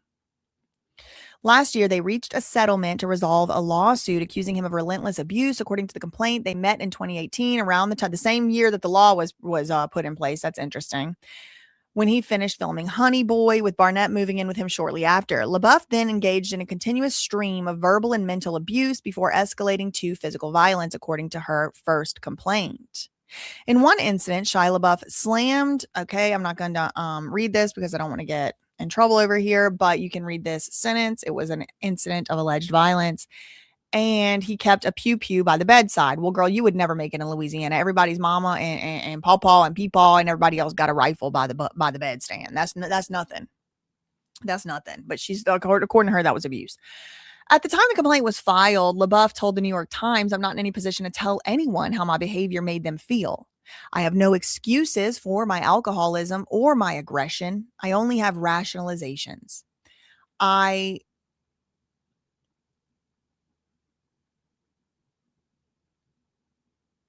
have been abusive to myself and everyone around me for years. I have a history of hurting people the closest to me, and I'm ashamed of that history, and I'm sorry to those I've hurt. But this filing comes as Shia LaBeouf is facing charges in New Orleans for battery after fighting two men involved in ejecting him from a bar where he was allegedly causing a disturbance and displaying violent aggression. Like I said, the man does seem to have an alcohol problem. One of the alleged victims later characterized the confrontation as a hate crime because he was called a homophobic slur. Barnett Twigs is represented by Matthew Rosengart, best known for assisting the Free Britney movement and freeing Britney from her conservatorship, who has a stable of clients that include Sean Penn, Steven Spielberg, and Michael Mann. Okay, well, there we are with that photo op, quarterly check. Exactly. People do not know how to act in New Orleans and Mardi Gras. They forget. Yeah, they poop in the street. They pee in the street. It's a crazy place to be. I don't really want to go. I don't really want to go to Mardi Gras anymore. I did enough Mardi Gras. It's in New Orleans. There's like small town, hometown Mardi Gras that are totally fun and fine and completely different. But the New Orleans Mardi Gras is crazy. I'm going to tell you, it's crazy. It's not for the faint of heart. It ain't for beginners. And he's still in New Orleans, I think. He was escorted out of a bar last night, I think I saw on Twitter. All right, I'm looking through my other topics here. What should we talk about next? Okay, we're talking about New Orleans. So this goes in keeping with that. I have a theory, okay? I have a theory. It's about Louisiana. I think Louisiana used to be like the heart of an ancient civilization. Okay, I really do. And I think that as the coast, the so-called Gulf of Mexico, Gulf of America, whatever you want to call it, as that coast has eroded and the water has risen, a lot of stuff has gone away. The reason I have this theory is because of, put a 5 in the chat if you have ever heard of Delhi, Louisiana. Okay, this is a conspiracy theory I have. I haven't heard anyone else have this conspiracy theory. Delhi, Louisiana. Okay, it's spelled like this, Delhi. Okay, it's just a sleepy little town. It's got, agriculture. This is the little city main town. Okay, originally it was called Deerfield, apparently, but they started calling it Delhi in 1890. A black private school was affiliated with the AME Church. Delhi Institute was then renamed to Lambton College, and after a 1907 fire, it was moved to Alexandria, Louisiana, before then being absorbed by Campbell College in Jackson, Mississippi. Okay, so Delhi, Louisiana is up here. This is where it is, okay? So the Gulf of Mexico down here. Below. Okay, so here's like the boot. It's a boot, right? And this is the Gulf of Mexico. I have a theory that like this right here is the Fertile Crescent. All right, that's what I think. It's a conspiracy theory, but that's what I think. Now, that theory I did get from Mind Unveiled, that this right here is the Fertile Crescent. Like, they saying the Fertile Crescent is over there in Saudi Arabia or something, and now it's just a desert. No. The Fertile Crescent is right here. And think about so fertile. Here's Florida. Look. That's all my cousins right here. Louisiana, Mississippi, Alabama, Georgia, Florida, Texas. This right here, I think that's the Fertile Crescent. Look, it's shaped like a crescent. New Orleans is called the Crescent City. And then you have Delhi. Okay, Delhi. You know what Delhi is right nearby? A thing called Poverty Point. Okay, Poverty Point. What is Poverty Point known for? Okay, this is my theory. I haven't heard anybody else say this before. Some of these I have heard people say before, parts of it. But for me, this is my whole theory, okay? Poverty Point is the home of these mounds, okay? The World Heritage Site. There's these, you might have seen Graham Hancock go here. There's like kind of like ruins. There's these spikes they found in the ground, and it's like, there's all these different theories that have come up throughout the time. That Poverty Point used to be a very bustling trade site, and it's spelled Macon, but it's pronounced Mason, Bayou Mason. It's right on the Bayou Mason. Okay. Mason. You see where I'm going with this? So Poverty Point's right by Delhi, Louisiana. Let me show you where that is on the map. It's in North Louisiana. I'm not from North Louisiana. My dad is, though.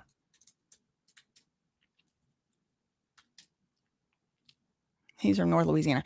It's this thing right here.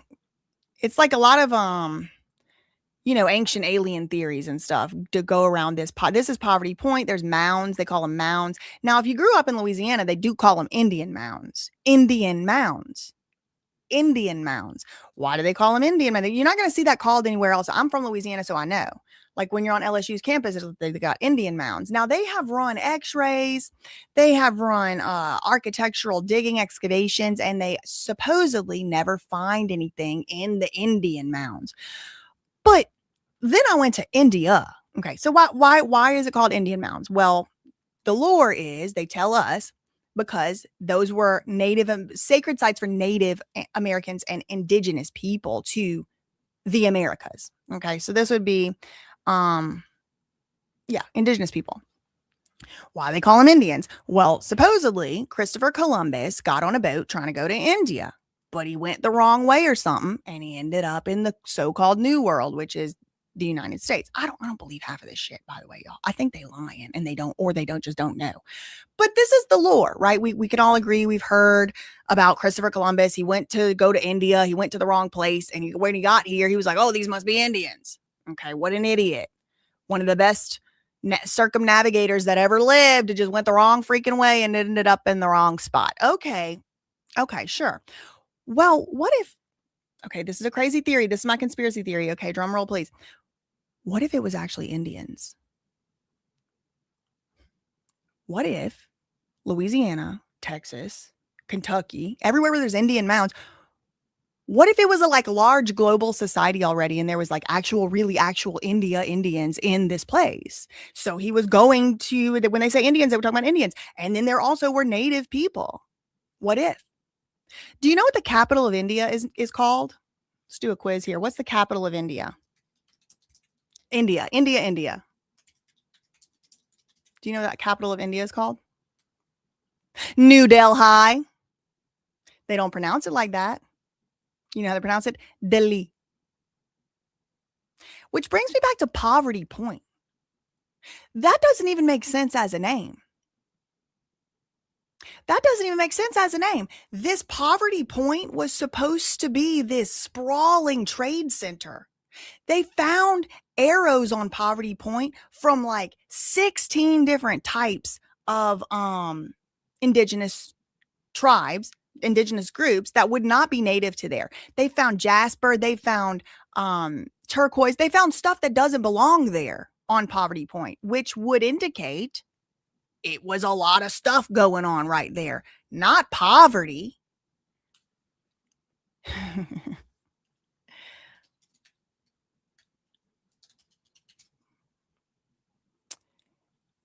You ever heard of Parvati? The Hindu goddess of love, fertility, devotion, and power. This is Shakti, the life force energy the Hindus believe gives us life. What makes us alive is Shakti. This is Parvati. What if it was Indians this whole time? What if there was Indians here? And that's why the British had to invade India all the way back in 18 whatever, because they were getting a lot out of hand. And now anybody brown over here just gets to be called a Native American and an indigenous. I mean, these are just questions I have. My brain works in patterns. Why would they call that Poverty Point? Doesn't it make more sense? It might have been called Parvati Point and right near Delhi. India has Old Delhi and New Delhi, and Louisiana got Delhi. That's my conspiracy theory. Okay. So all my conspiracy theories, in my mind. Now, I am not taking credit for all of these things I just said. There's some of these things I've heard from other people, like the Fertile Crescent thing I heard from Mind Unveiled. Graham Hancock pointed me into the direction of Poverty Point, but the name doesn't sit right with me, and it's right there by Delhi. The name doesn't sit right with me. Why would they call it Poverty Point? That makes no sense at all whatsoever. Parvati Point, the goddess of love, fertility, devotion, and power, does make a little bit more sense, especially being right there next to Delhi, Louisiana. All right. Let me just, for fun, what county? I think it's in West or East Carroll. What county is Delhi, Louisiana? So this is my theory that Richland. So it's in Richland Parish. And what county is Poverty Point?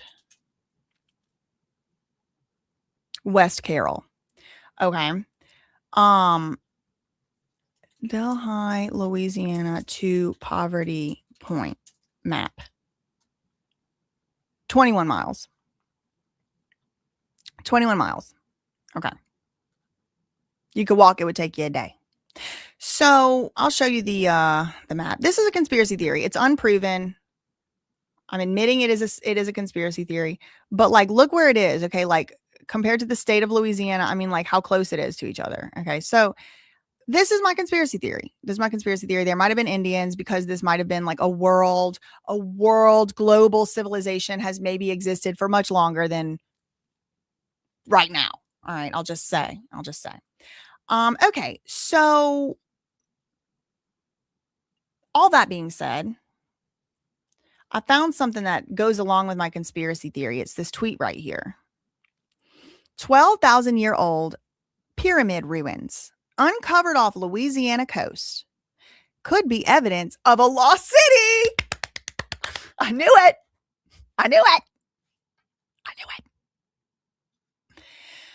12,000-year-old pyramids ruins, uncovered off Louisiana coast could be evidence of a lost city. A new Atlantis has emerged from the sands. Oh, that's another part of my conspiracy theory too. So the way that Plato allegedly describes Atlantis was a series of like circles. Let me Plato's Atlantis. I'll show y'all a picture.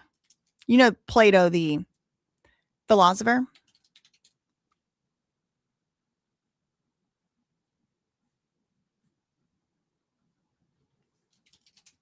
I'm just trying. Okay. So Plato described Atlantis looking like this, where there's a city in the middle, and then it's got it's water, there's agriculture, and then it goes out, right? So this is like renderings of how Plato had described Atlantis. Let me let you look at Poverty Point one more time. Oh, hold on. Oh, whoa. Did you just get chills? Put a 6 in the chat if that gave you a little chill. This is Poverty Point. Now, I'm not saying Poverty Point is Atlantis, but what if this is how they used to set cities up? What if this is how they used to live together in communities? Look at this. This is known. This part right here is not a conspiracy theory. This is what it looks like when you go to Poverty Point. I've gone recently.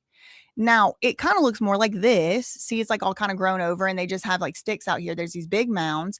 And then they're, but here, right here, they have it really drawn out so you can see.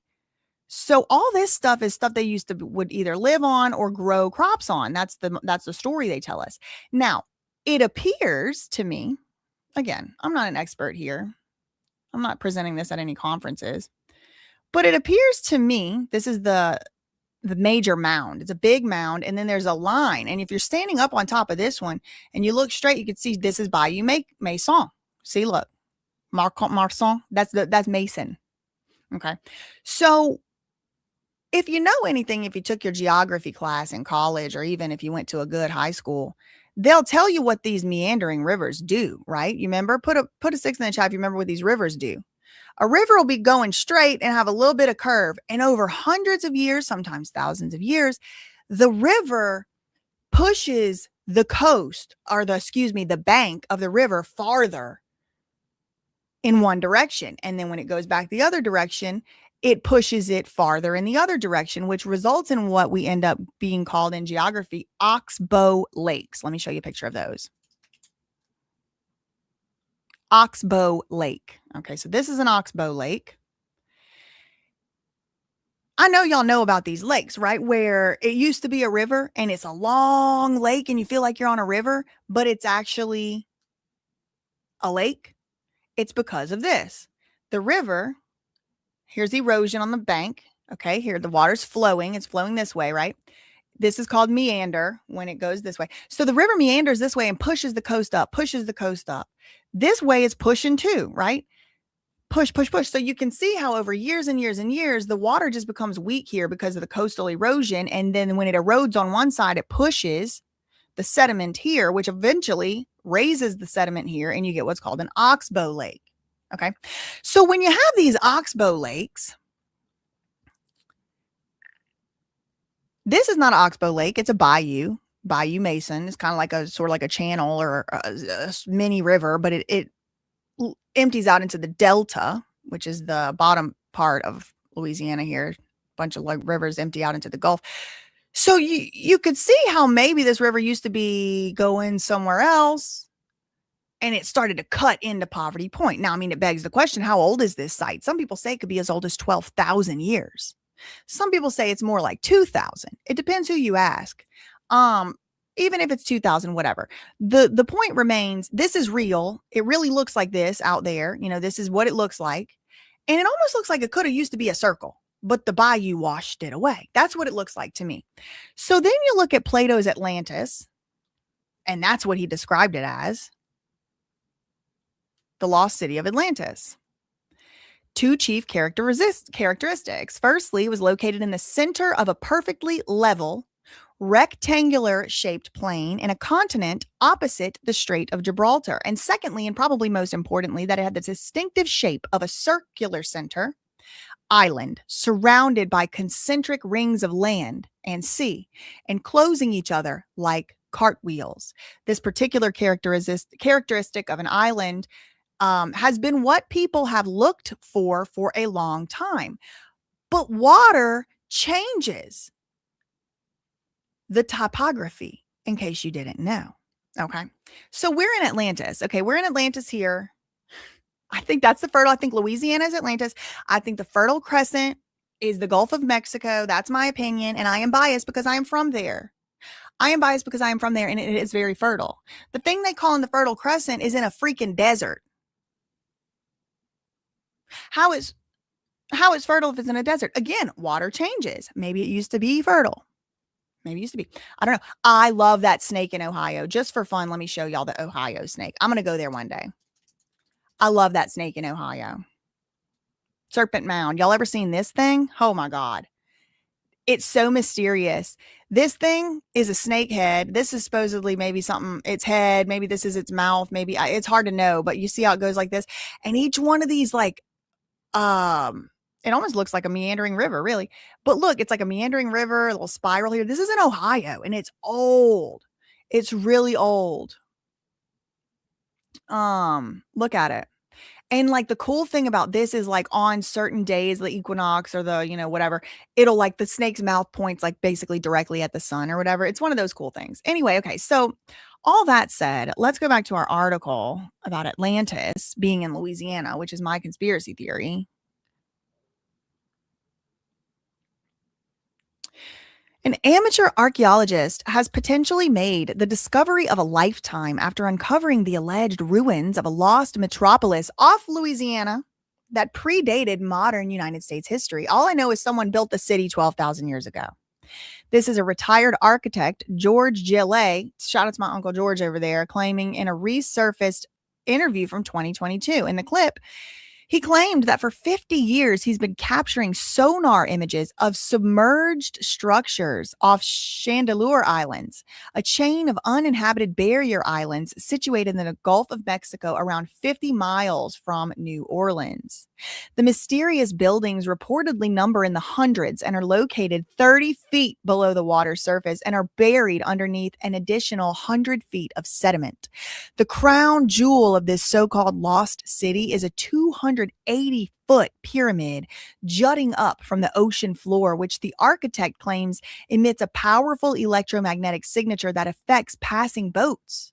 Oh my God, now I'm thinking about the Bermuda Triangle. What if it's just pyramids under there that's drowning people? Anyway, he believes that these aquatic remnants are geographically related to the Great Pyramid of Giza in Egypt. Altogether, these pieces form a former civilization dubbed Crescentis, which dates back 11,700 years. to the end of the last ice age when rising seas inundated the coast. Since I've been alive, Louisiana has lost coastline. It's been losing coastline since I've been alive. So think about what it might have looked like 12,000 years ago. Crescentis, like the Fertile Crescent.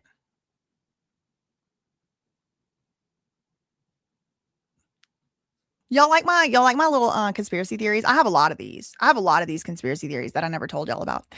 He based his theories on mounds of mysterious granite stones found beneath the Chandeleur Sound that are comprised of material not naturally found in Louisiana. Look, stuff was not in Louisiana. They shipped it in. Leading amateur archaeologists to believe they were transported there. Somebody floated 1 billion stones down the Mississippi River and assembled them outside what would later become New Orleans, the Crescent City. While this discovery has not been published in any peer-reviewed journals, he is not the only one who thinks there's something fishy going on. Okay, so here's one of the rocks. Local shrimper Ricky Robin, my Uncle Ricky, what he saw. He ferried the archaeologist to the site on numerous occasions. He said his boat gadgets started behaving strangely when he passed over the location of the alleged pyramid. Oh, my Lord. I thought right away he said, I thought right away it was pieces of the pyramid because it was right around where that compass spun. Oh, my God. I need Ricky Robin. I need to hear his voice. Everything will go out of your boat. All your electronics. Everything, like you were in the Bermuda Triangle. Oh my God. See, Louisiana people are psychic too, I swear. He claimed other anglers, that's fisher people, also had swooped up strange square rocks in their nets from the pyramid. Oh my Lord. However, other researchers have suggested that the structures could have a simpler explanation. The people in Texas don't ever want to just, fully embrace their greatness, I guess. Texas A&M study from the 80s asserted the stones could have been ballast discarded by Spanish and French galleons, so they wouldn't be as cumbersome in the shallows. In 2011, archaeology professor Rob Mann postulated that the granite could be the remnants of an attempt to erect an artificial reef in the 1940s, but he claimed that searching underwater wouldn't yield any more answers. However, my uncle who did this finding is not convinced. This is a piece of architecture. That is not a ballast. See, I come from a thriving culture of bullshit detectors. Like, it is just, because somebody with doctor behind their name or front of their name said something, don't mean I'm about to believe it. That shit ain't a ballast. That is an I am an architect.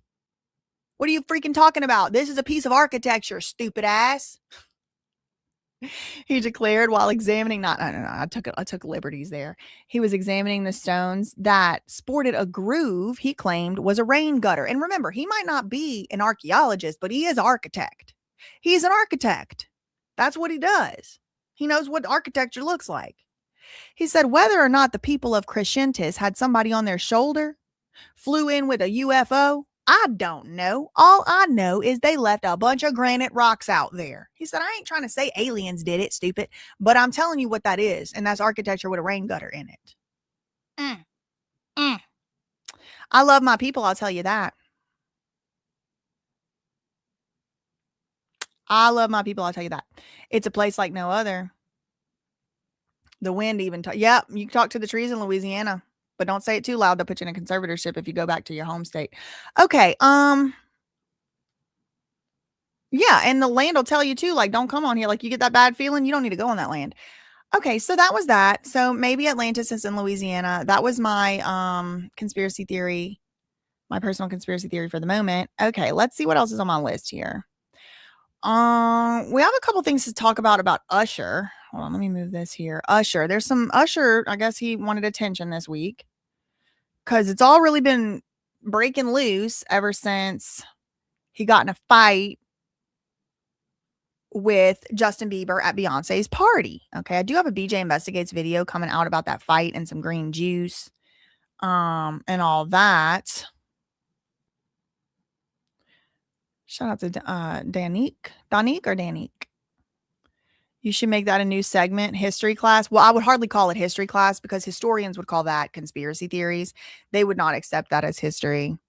And all that. Okay. So Let's start here. We have an Usher segment coming up here. This is also people.com. Usher says he doesn't have anything negative to say about Diddy while praising the producer's valuable contributions. Okay, there's Usher, there's Diddy. Now they're in the Rat Pack.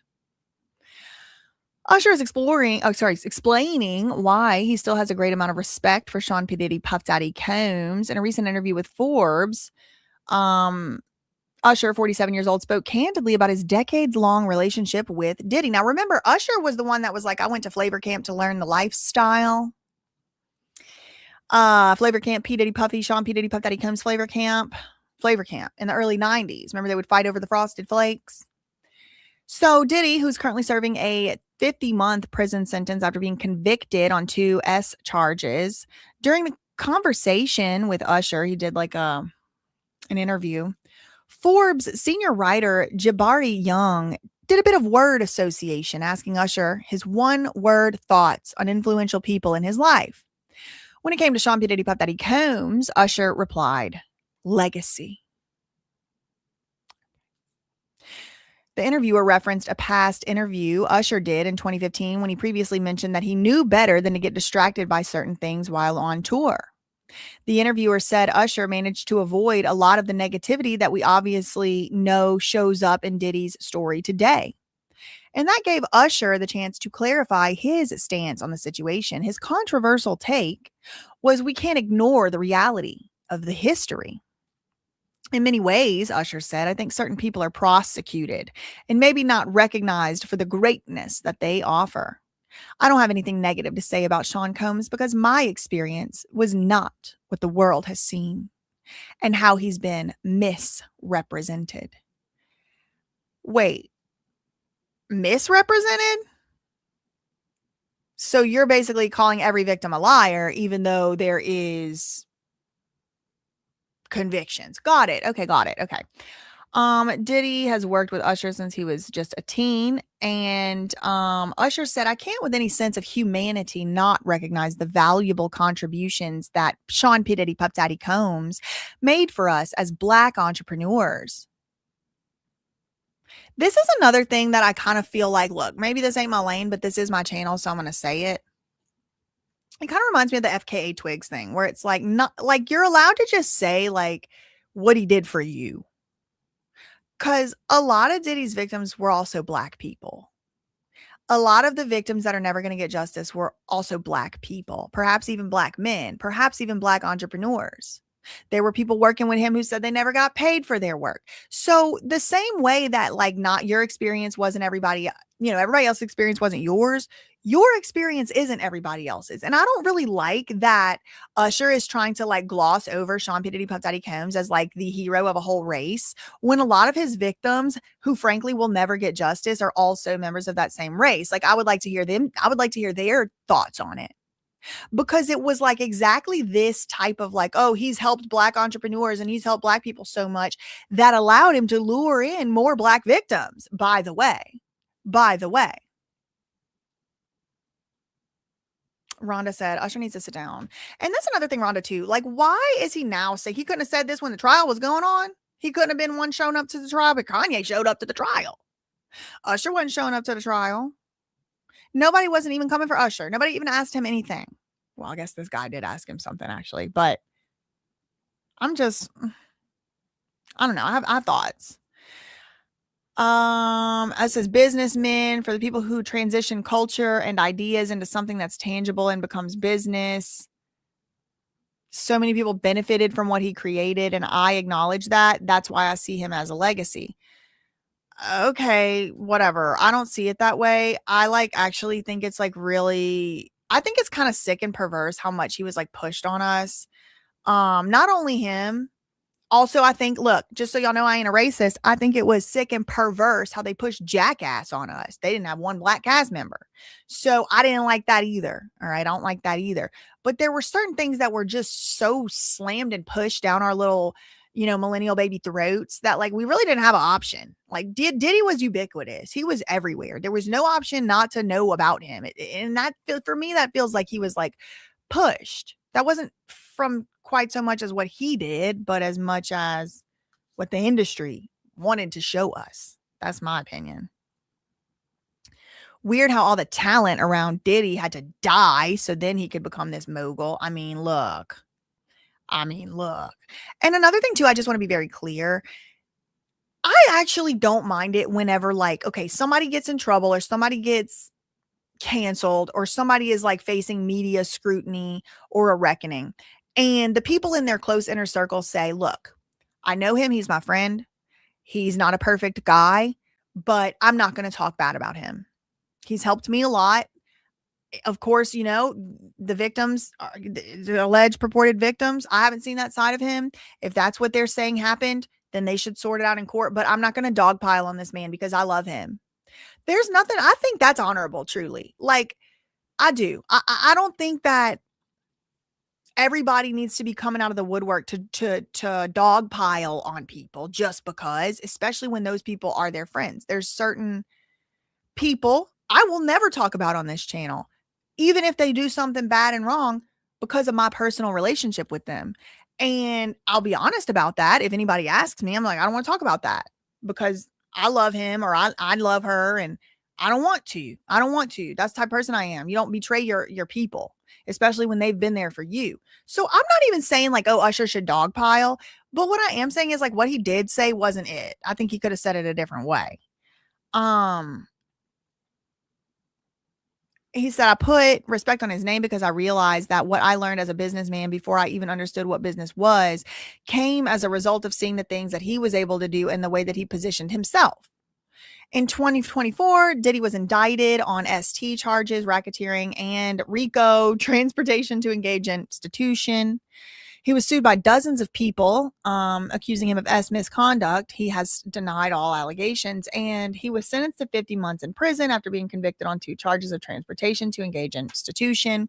He's currently serving at FCI Fort Dix in New Jersey. His release date has been moved up by more than a month to April 2028. Okay, so we're in the Usher segment. So I do have another. Right. Donique said, no, but Usher should have spoken out on his behalf way sooner if he was going to speak out on his. Exactly. Okay. There's more Usher news here. Now, Usher may not have anything bad to say about Diddy, but 50 Cent sure does. We might get to that in a little moment. Okay, then there's the Usher Justin Bieber drama. So they had apparently gotten into it at a party, like an award show after party, Grammys or Oscar, whatever it was, after party. Okay, no reader view on Us Magazine. Usher reacts. So this came out day before yesterday. Usher reacts to reports of a fight with Justin Bieber at an Oscars party. Da Brat says it was an exaggeration. Now, if you will recall, let me pull up my web. If you will recall, Justin Bieber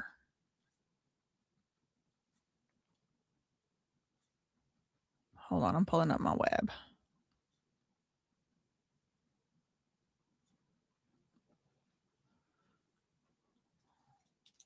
I got so many webs.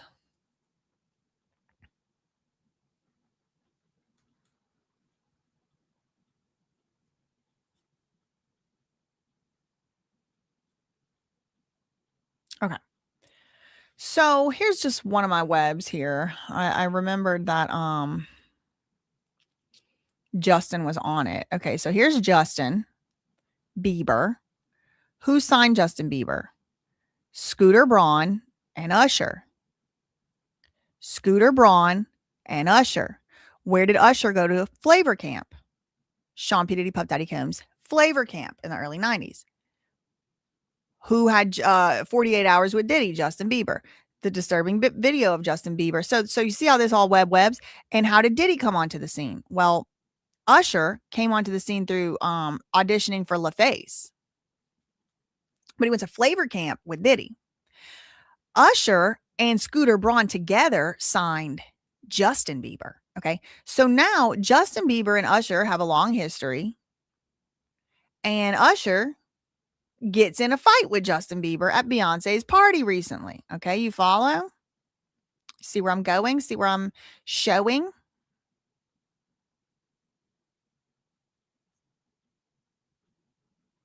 So now there's a little damage control going on. Whoever Debrat is, I'm sorry. Should I know? Should I know who Debrat is? Oh, it's a girl. It's a lady. Okay. Interesting.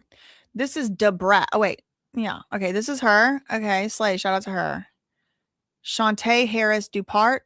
Is she from Louisiana? That is a very Louisiana last name. Dupart. I'm gonna know Chicago. Okay. So why is she talking instead of Usher? I'm confused. She has the inside scoop of what we haven't been told about Usher and Justin Bieber at the Oscars after party. Oh, okay. I spoke to Usher and he said this is an exaggeration of conversation.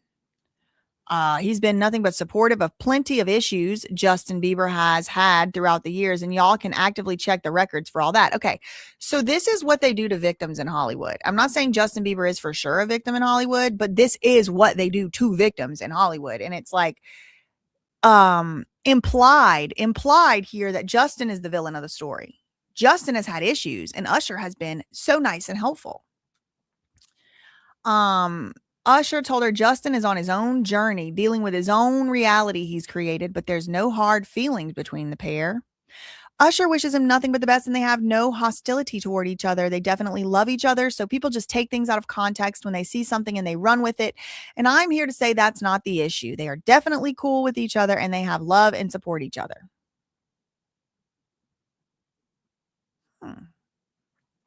Is that true? Is that right?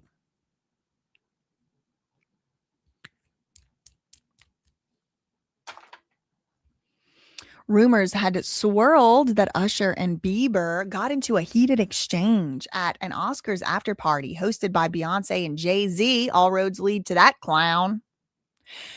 Debrat, I don't know how she's like, I talked to him. She confirmed Usher and Bieber did speak at the event, but it was not a full-blown argument. Well, so was it a mini argument? What do you mean not a full-blown argument?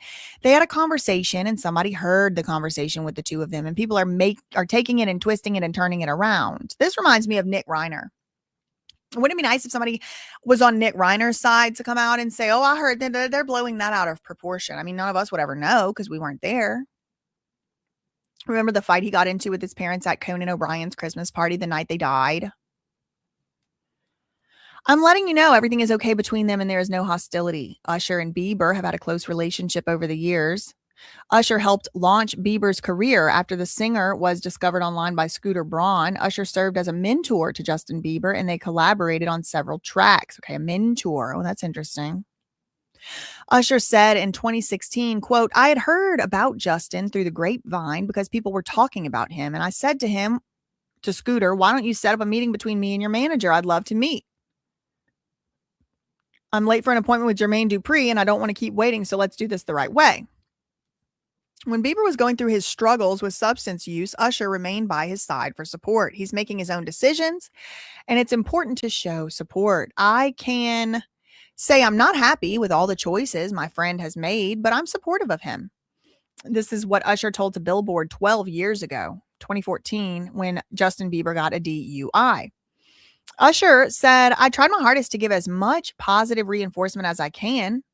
I'll punch him in the effing chest when I need to.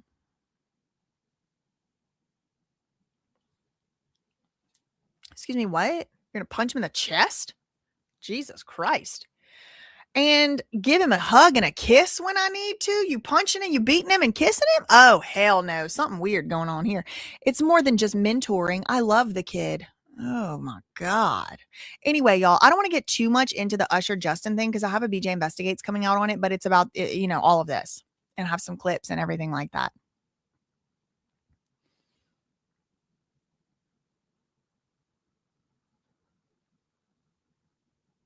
I know, Justin Bieber. It's a sad story. Okay.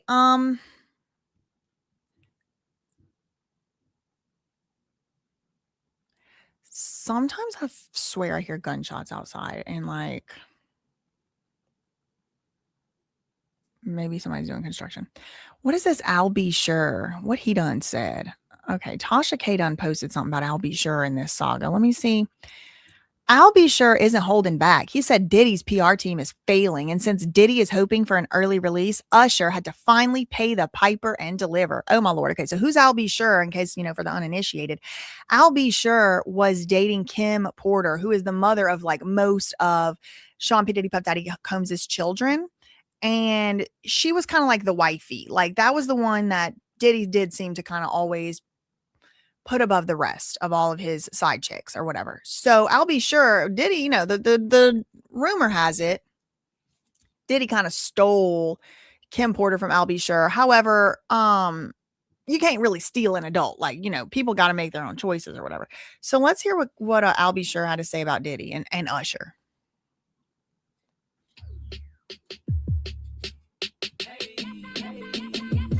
Hold on. Oh, this is a song? Because they're...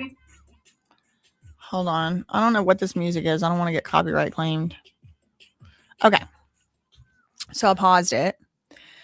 This is official Al B. Sure Instagram account. Another strategy gone wrong by the incarcerated's PR crisis management team at the expense of a superstar in exchange for validation right before the scheduled appeal for early release.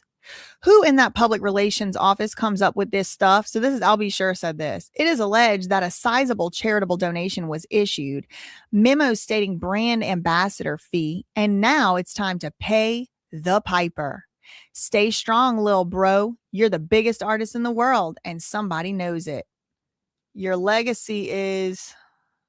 I don't know what the biggest artist in the world is.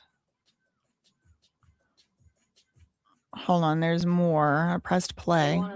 I do. Kim was the best lover I ever had. No man is going to marry you because they're never going to think that they're better than Cam. They'll you. Okay, girl, I don't know what the hell this is about. Tasha K will put anything in a clip. Okay, so I'll be sure we did just now see his Instagram post. Okay, what other... Oh, I want to go to... Speaking of Instagram posts, I want to go to 50 Cent.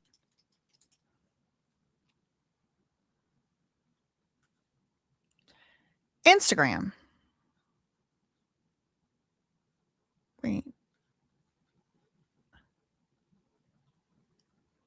Where's the search button? Girl? Oh, here it is. Because he's talking about it too. The Usher and Diddy. Golly, he got a lot of followers. Okay. So 50 Cent said, Usher, like, I don't want people to know what he did to my beep. I'm a grown man now. My beep is off limits. Oh, girl. So 50 Cent is over here basically implying that Diddy took sexual advantage of a 10 years younger than him, Usher. Now, 10 years younger today, one's 47, one's 56. Who cares? But when Usher came on the scene, remember, he was about 13 years old. He was about 13 years old. And I made a whole video about the Usher come up story because I do think that it was probably a situation where he was a victim as well. That doesn't mean he should go and become a victimizer or a victim sympathizer or apologist, but he was 13 years old. He was kind of like losing his voice, or his voice was changing. Put a 6 in the chat if you've been around a teenage boy and their voice is changing. I mean, it's real unpredictable, poor things. And he was insecure, and he was being told like, oh, you're never going to make it now. Your voice isn't as good as it used to be, whatever. And it was during that time period that he did start taking voice lessons with Elton John's voice teacher, by the way, industry plant vibes. But then it was during that time where he was like basically desperate. He was crying. He was sobbing. He was like, I'll do anything. I'll do anything. And that is the time frame they sent him to the flavor camp to learn the lifestyle. Isn't it interesting how Usher and Justin Timberlake both have like held on to this like cool cats type of talking? It's very weird to me. Anyway, so yeah, they're saying something about Usher got rant. Yeah. I did not read that myself, but they do be having, those rumors flying around. So 50 Cent is basically, saying, yeah, Usher basically did get violated, and now he is not wanting everybody to know about it. So he's got to act like he was okay with it. And then we did see Al B. Sure saying that it was because maybe Diddy had donated $1 million to him. Very, very strange to me indeed. So, what else? I do have a lot more to get through. We're only even about halfway through the show here. Let's see what else we want to do. Should we do, I guess we do outfit of the day. I do want to say RIP to this is probably my favorite. This is probably my favorite outfit dress. This is probably my favorite dress. I probably wear it the most. Not my favorite because I think it's the cutest, but like it's the most comfortable / also still cute. Like it's like as comfortable as a t-shirt or whatever. RIP, the button came off this morning. So there was a button right here. Y'all have probably seen this dress 1,000 times. Actually, it's like more of a kurta, but it used to button like this. I'm gonna have to get my friend Pamela to sew my button back on. Okay, so let me show you my my outfit of the day.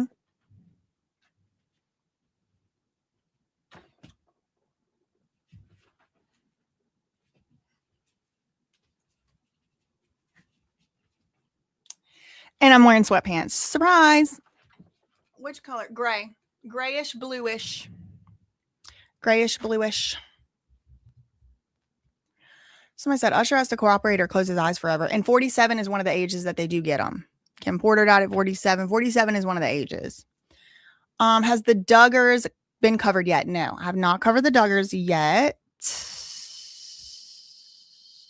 What else?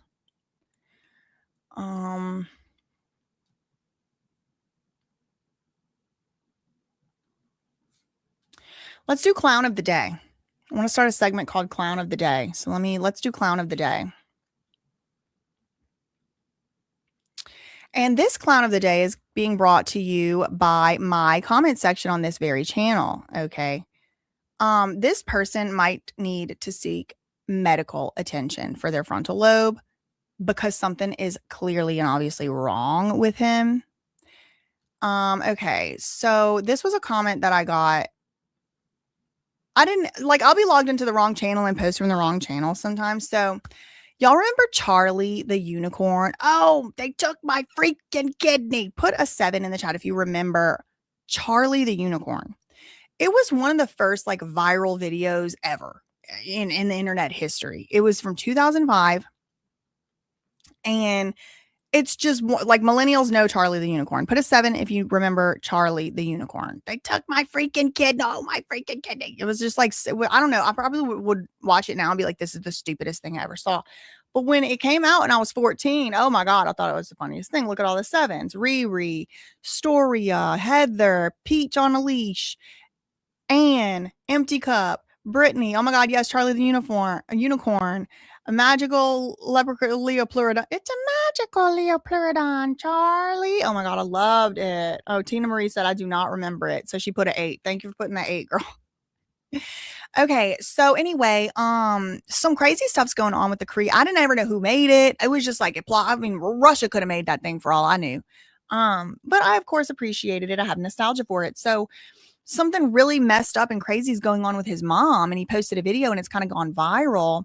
So I shared it onto my community post. I didn't mean to share it on this channel. I meant to share it on Surprise Witness, but I guess I shared it on this channel. I'm like, oh no, the Charlie the unicorn creator has an emergency, because I thought maybe y'all would want to know.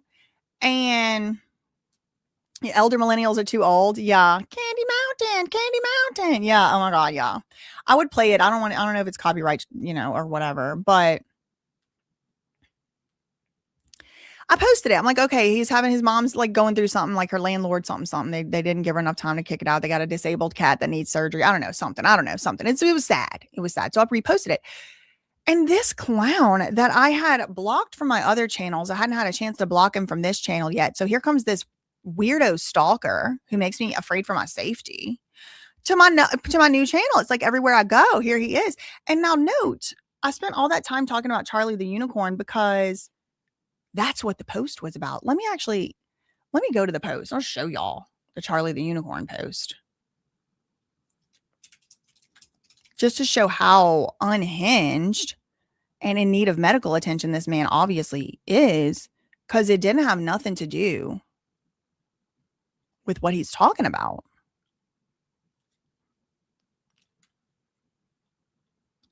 Okay, here is the post. That's the whole post. Oh no, the Charlie the Unicorn creator has an emergency, and it's a video. Oh, wait. Oh no, I said. The Charlie the Unicorn creator has an emergency. And that's it. My mom needs help. Okay, the end. That's the whole post, right? Okay. Look what this clown said. This is the clown of the day. The clown of the day.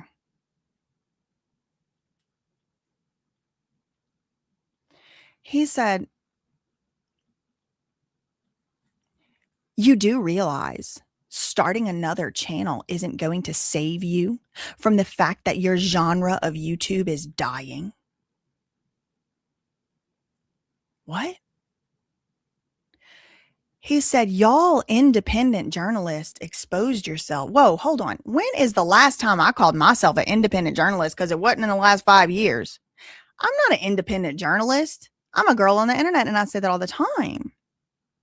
More and more people are seeing right through you. What do you mean my genre is dying? I'm the genre. It's called BJC Live Show. It's me. I'm the genre, and I'm certainly not dying. So I don't know, girl. I do not know. I do not know. What is this clown doing? You can't trust any media because people like you ruin social media as source of info. Is he on crack? Does this man need to have a crack screening? Pushing blatant lies, misinformation, and propaganda, but it's okay. McDonald's is always hiring. First of all, ain't nothing wrong with working at McDonald's. And if I have to work at a McDonald's, I sure will. So I ain't scared to go work at a McDonald's. I probably won't have to, but if I do, I will. Ain't nothing wrong with working at a McDonald's. And that led me to go over to his channel. Okay. Come to find out, this thing has a YouTube channel of its own. And I'm not going to pull up the channel because I don't want anybody to send hate to anybody. I really don't. Even though these people would not piss on me if I was on fire. I just want to let you know about this person. He thinks my genre of internet is dying, but he's got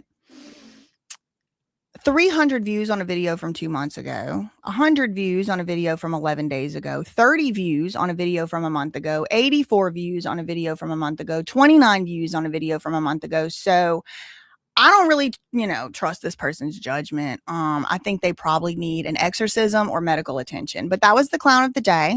Somebody mad. I think what really probably happened is he just somehow this stalker ended up finding out I had a new channel and was like, oh, let me go see the new channel. I was like, oh, she already has more subscribers than me. Oh, let me tell her she needs to go work at McDonald's. Like, what? That logic don't even add up. You the one needs to go to work at McDonald's if any of us do. Not that anything would be wrong with that, by the way. Anyway, what's the genre? Being a clown that doesn't look like he bathes. He has moldy white dreads, like when white people have dreadlocks, but then they're down to their kneecaps and they look like they smell like mold. That's, he looks like he stinks. He looks like he's dirty and he looks like he stinks. That's the genre. So if you want to go see a stinky, dirty, mentally handicapped individual who is stalking me, you can try and find him, but I would strongly encourage you not to. And I would say, don't send any hate to anybody mentioned here. Yeah, for somebody who hates me so much, he sure did find he hates the genre so much, he sure did find my channel within 1 week. Obsessed. That's okay. I would be obsessed too if I looked like a moldy, dirty, crusty clown. Anyway,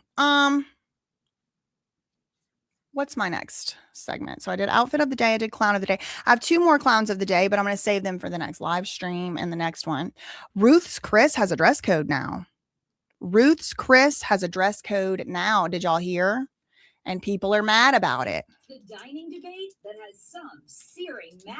I cannot stand restaurants with dress code. Oh my God, they're pissed. Hold on. It's the dining. This is so stupid. Oh, this is breaking news. Breaking news. Chili's is beefing with Ruth's Chris. This is more of a silly story. I just like I said, I've just been kind of keeping track of just oh, that'll be funny to talk about. That'll be funny to talk about. I was like, it's not really anything related to anything else, but Chili's takes a shot at Ruth's Chris over its new dress code policy. Ruth's Chris is a steakhouse, middle to, it's like upper middle class. If restaurants were in classes, it's like upper middle class steakhouse. It's not like, you know, Michelin star. It is a chain, but it's like pretty good and it's very expensive. Now, Chili's is barking back at Ruth's Chris Steakhouse over its new dress code policy. Hold on, they do have their dress code policy up. Let's see what the policy is. Now, if you ask me, I would have already assumed that Ruth's Chris had a dress code policy because it's such a nice restaurant. Like, you know, like a nice restaurant. I would assume they already had a dress code policy, but they didn't, and it's new. Okay, so here's the dress code. This is the website. This is, look, they got the people with their different color wine glasses, and she's got surf and turf over here. We have broccoli. The potatoes are so good. Put an 8 in the chat for a steak, any steakhouse mashed potato. Oh my God, it's so good. Or the scallop potatoes. Oh, I could eat it right now. I've probably only been to a Ruth's Chris like a handful of times, maybe 5 times, maybe definitely no more than 10 times in my whole life. Okay, business casual required. Kindly remove all hats when entering the restaurant. Guests wearing ball caps are asked to dine in the bar. Okay, so you can wear a hat if you're in the bar. Lounge. The following is not permitted in our dining rooms. Ooh, gym wear, pool attire, tank tops, clothing with offensive graphics or language, or revealing clothing or exposed undergarments. Okay, I mean, pretty much all this seems pretty run of the mill. I mean, if you go on like a cruise or something and they have like a nice restaurant on the cruise, they'll do this. Or a resort. I've been to like a wedding before at I think it was like the Hard Rock. It wasn't even that nice of a, you know, I mean, it was nice. Don't get me wrong. When I say not nice, like it was very nice, but relative to all resorts that there are, you know, it wasn't at the tippy top by any means. Not that I've been to the tippy top anyway, but yeah, I think it's pretty common knowledge. You don't wear pool clothes to the Ruth's Chris, but these don't seem like that much of, bad of rules. Like I'm surprised they don't have sandals or open toe shoes on the list. A lot of restaurants will put that, like you can't wear sandals in the restaurant. Tank tops maybe is a little bit pushing it. Cause like, you know, and what does this really mean? Revealing clothing. Well, they're catching heat. They're catching flack. People are mad.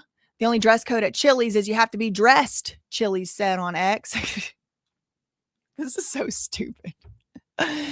Woo! Like, I know there's real problems in the world, but I just can't sit here talking about real problems in the world for 4 hours. So we are going to have to cover some of these silly little haha tiki kiki. Okay.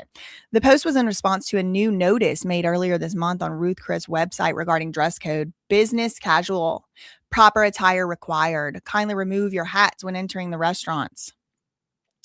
You can't wear gym wear, pool attire, tank tops, clothing with offensive graphics or language, revealing clothing, or exposed undergarments. So you got to put your bra strap away. Okay. Put the bra strap away in the restaurant. You can't go sagging into Ruth's Chris. You got to cover your drawers up with your shirt at least.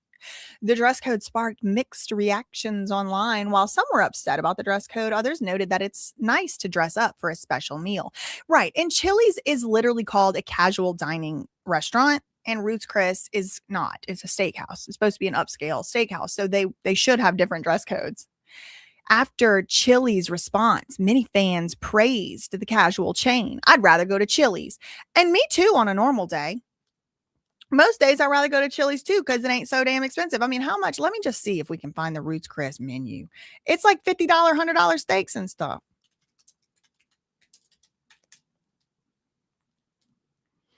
Do they have their prices? Oh Lord. Okay, let me choose my location, New Jersey. Oh, they have one in Princeton. Cute. Okay, let's look at these prices. I was thinking this too. Even an evening dress could be revealing if it's cut deep enough. Right. Somebody said, I want to test that Chili's statement. Chili's has a good burger. Okay, barbecue shrimps, $25. Chilled seafood tower starts at $85. You know, this is not as expensive as I thought. It's pretty expensive. I mean, a $30 appetizer is pretty up there. Veal ravioli for $22. Goat cheese and artichoke dip. $16 salads. So, I mean, it is, yeah, it's still like more expensive than Chili's. Look, $57 filet, $67 New York strip, 24-ounce T-bone is $74. $76 for the ribeye, $63 for the filet and shrimp, $87 for this steak. So yeah, I mean, I don't think Chili's has an $87 steak. I'd probably rather go to Chili's too on most days. Applebee's is good too. Yep. I like all those restaurants. I do. I don't have a problem with them. I like them. Chili's triple dipper. Oh yeah, I like the yep. I'll get that for my meal. The $9.99 triple dipper. I'll take that for my meal. I get the Southwest egg rolls. I get the honey chipotle chicken crispers. And what's the other thing I get? I think the third thing I usually just shake it up. Maybe I'll get the little sliders or something. And then I get the molten lava cake.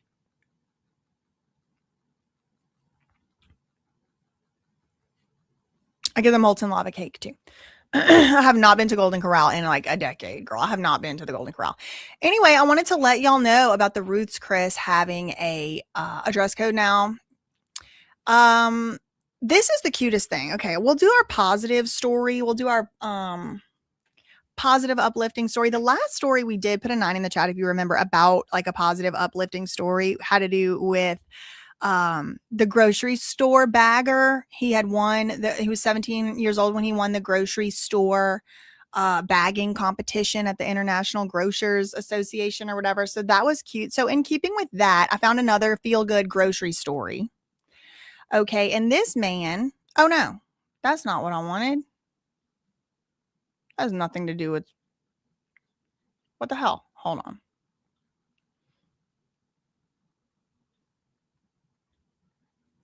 Let me see if this will work. Like, I'm not trying to learn how to tie a turban right now. I'm trying to show y'all. What the hell? Now it's somebody playing a guitar. Hold on. I wanted to show y'all this story. It was so cute. It's this teacher, and he goes out with his students and he teaches them how to grocery shop. Hold on.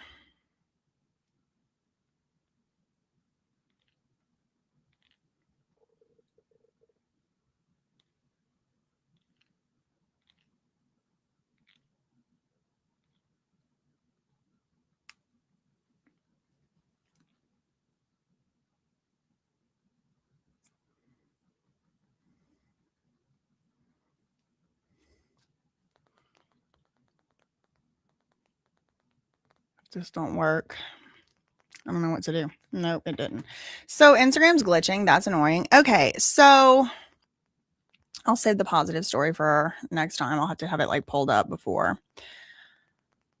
Oh, speaking of dress codes, Gen Z is getting. They out here saying Gen Z is not employable. Okay. And this seems to be kind of like a little bit of an epidemic. So yesterday I saw an article.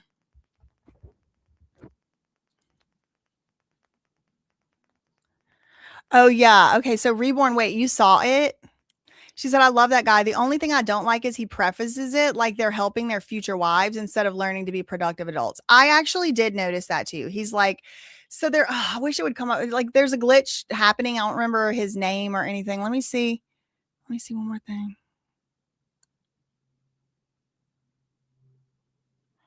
Yeah, it doesn't show. I'm gonna have to pull it up. He does. He has like a little crew. It's like a little, he's like the daddy duck and it's like little baby ducks and they're going all through the store and he's like, all right, here's the list. Your wife sent you a list, a grocery list. Look at all this stuff and here's our budget and here's our this and that. And so he gets to apples and he's like, now what kind of apples do we get? It was a trick question. They were like, normal apples. One of the little boys is like, red one. And the teacher said, no. Did your wife put on the list what kind of apples to get? They said, no. So what are we going to do? And they're all like, call our wife. And then so the teacher takes his phone and he's like, ring, ring, ring. It's like, he's not really calling. And he's like, okay, she said, get red apples or whatever. So the way he kind of makes it seem is like they're like helping their wives instead of like just learning how to shop. The only thing that I like, so there was like an issue with it to me a little bit, but then I was like, it's not that big of an issue to me because it's kind of also teaching them how to do things for their boss. Like, even though your wife's not your boss, right? But like, you're getting in your mind, like, I shouldn't just make an assumption, right? All of us have been working before and we were scared to ask our boss something, or we just didn't even think to, and then we did it wrong, and then the whole thing's wrong and the project's ruined. But if you have it in your mind, like, okay, when you're not sure, you should ask.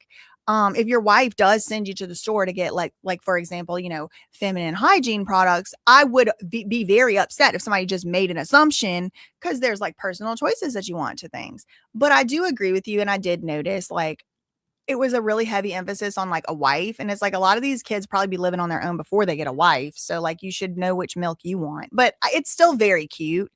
It's so cute because he's teaching them like how to get the milk from the back. You go get milk. There's like the grocery store puts like the older milk in the front and the newer milk in the back. And like some people just take it off the front because they're going to use all the milk in the next couple days. But some people are like, I'm going to need this milk to last me a week and a half. So I need to get the milk from the back. So he's teaching them how to get the milk from the back. It was funny. It's cute.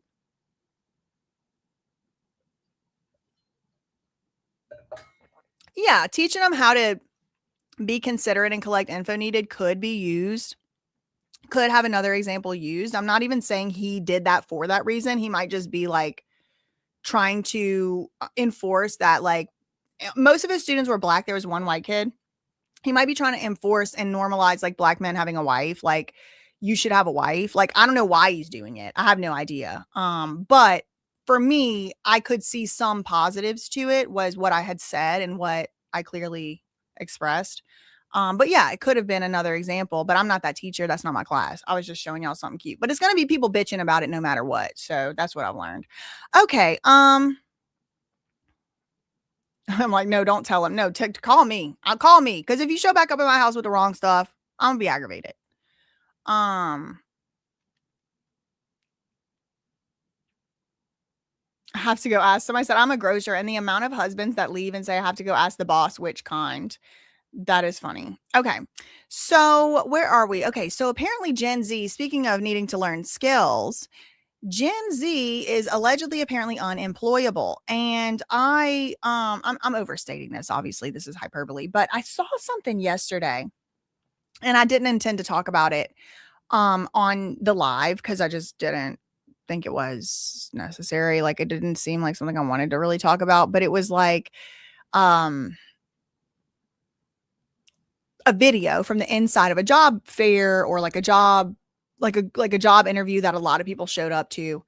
And there were some people there that were dressed in suits and, shirt, button down shirts and slacks, business casual. And then there were some people there that were not. They were wearing Crocs, they were wearing sweatpants. And the commentary of the Twitter user was kind of like, we have to stop calling everything colonizer culture or white culture, because it's actually, it was a black guy who had posted the video. It's another reason why I wasn't going to talk about it, because it's like, this ain't for me. I'm not the audience for this, even though it did show up on my algorithm. It was like a black guy, and he was like, look, I like to wear a do-rag as much as the next person, but I also know that if you're going on a job interview, you don't wear that.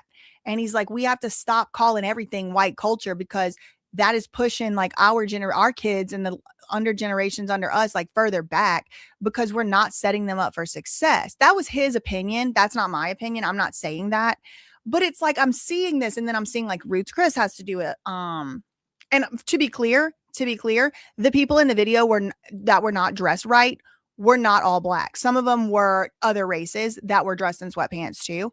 And some of them that were wearing business casual were also black. So it wasn't like, really a racial thing.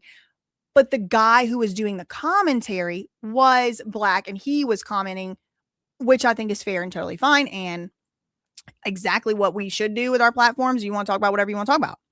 But like, it's just kind of like in my mind from seeing that. And then I saw the Ruth Chris thing. And then now this.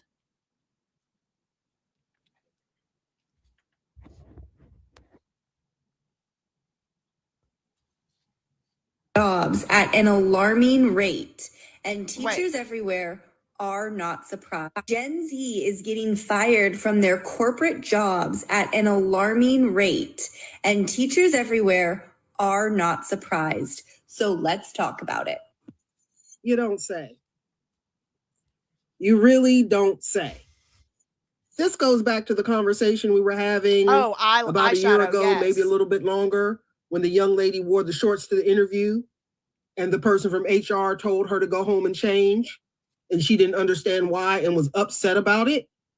Yeah. And then another woman, an actual HR manager, came on here and said, yes, this happens all the time. Plus, she also got someone come in for an interview who came in with a bonnet, workout clothes, and fuzzy slippers. Those fuzzy slide-ins that were all the rage about a year ago. And when she couldn't get the job, or when that lady told her to go home and change, she got angry and called that woman a fat bitch. And you know how teachers have been begging, screaming into the ether, screaming into the void. Parents, you need to teach your children basic life skills. It's not our job. It's not the school's job. It's your job to teach them how to dress, how to act, how to respond, how to be respectful. And they're like, no. Yeah, this is how they're going to land. And I think Gen Alpha is going to have it even worse. Oh, no. Because they do not know basic life skills. They don't. Nor do they feel like they have to learn them. Because the world has been taught to fix things around them versus fixing them. They expect people to make them comfortable. No matter what, everybody is supposed to kowtow and make sure that they're taken care of and they have what they want and they're able to do whatever they want to do without any type of consequences. And anything that's seen as consequence, anything that's seen as correction, anything that is seen as structure is traumatic, or you're being disrespectful to them. Yep. Those people. And then here recently, I saw a young lady on here, I believe she works for HR, who was talking about the makeup. Oh. And she was saying, you're coming to an interview with evening and formal makeup on, like you're going to a prom, or you're a bride in a wedding, and wonder why. I still need to do my interview attire video. I know y'all asked me for one. I had to learn these rules the hard way, unfortunately. I mean, there's some things that you just know. But I had to, learn these rules the hard. I had to get a job at a law firm. And it's one of the oldest, most prestigious ones in the whole entire country. So I did a lot of interviews in law school, and I did it on a budget. I told y'all yesterday I was on food stamps and Medicaid in law school. So I did not have a lot of money. And I was trying to literally compete for jobs against people who were from rich families and Ivy League law schools who went to better undergraduate institutions than me and had more money than me, had more everything than me. Their daddies were judges. So I had to learn how to dress. I had to overcompensate. And when I say how to dress, I mean, it's like a code switch. You know how you have to code switch your language? You have to code switch your dressing attire as well if you want to get a job. So, or especially like a 9 to 5. I mean, like the clown of the day said, McDonald's is always hiring. You might be able to get away with bonnet and slippers there. But I do need to make my what makeup is actually acceptable? There's different generations. Like, what is going to be common denominator acceptable from everybody, from the old guard, white man, baby boomers that are still running these law firms, all the way down to the, Gen Z who might be younger than me, still being over me. How do I find that common denominator? And I have even thought out outfits and stuff to show y'all, and 100% from thrift store or from the mall, or whatever. But I need to do that. This is reminding me I need to do that. It's needed. Because I had to learn the hard way, and I'll teach it to y'all for free. And it's stuff a lot of y'all probably obviously already know, but maybe you could show it to your kids or whatever. Say, hey, can you tone the makeup down? We would like a more classic, a more corporate look. They get upset and call the woman jealous. But look at this. Look at this lady's makeup. I mean, this is a perfect example. Her whole look is exactly what, you think she wants to wear this on a night out? No, of course not. She is wearing a business casual, modest outfit. Look, even her eye makeup, you can tell it's fun. It's sparkly, but it's not, and lashes and liner and contour and glitter on the nose. And you know what I mean? I'm sure she does have a little contour, but she's got the sparkly iridescent purple to blue. It matches the fun colors in her shirt. But look, she's practical. She's got the silk top. She's got the cardigan. It's like covered up. Not a whole bunch. She's got the large earrings. However, no necklace. You're not going to do large earrings, large necklace, large bracelet, large rings. Me personally, I like to put every piece of jewelry I own on. I'm a maximalist. But if you go in for a job interview, you have to kind of you're literally LARPing. You're playing along to get the job that'll give you the money. Now, if that's not something you're wanting to do, you of course don't have to. It's a free country, but then it's going to be hard to pay your bills. Can't get a job. Problem. They don't feel like they have to follow directions. And that's starting now in the schools because their parents send crazy emails. The parents call the principal, call the superintendent, wanting everything fixed for their precious child versus teaching them that that's not how the world works. You have to do what you have to do when you're working in someone else's business. That's right.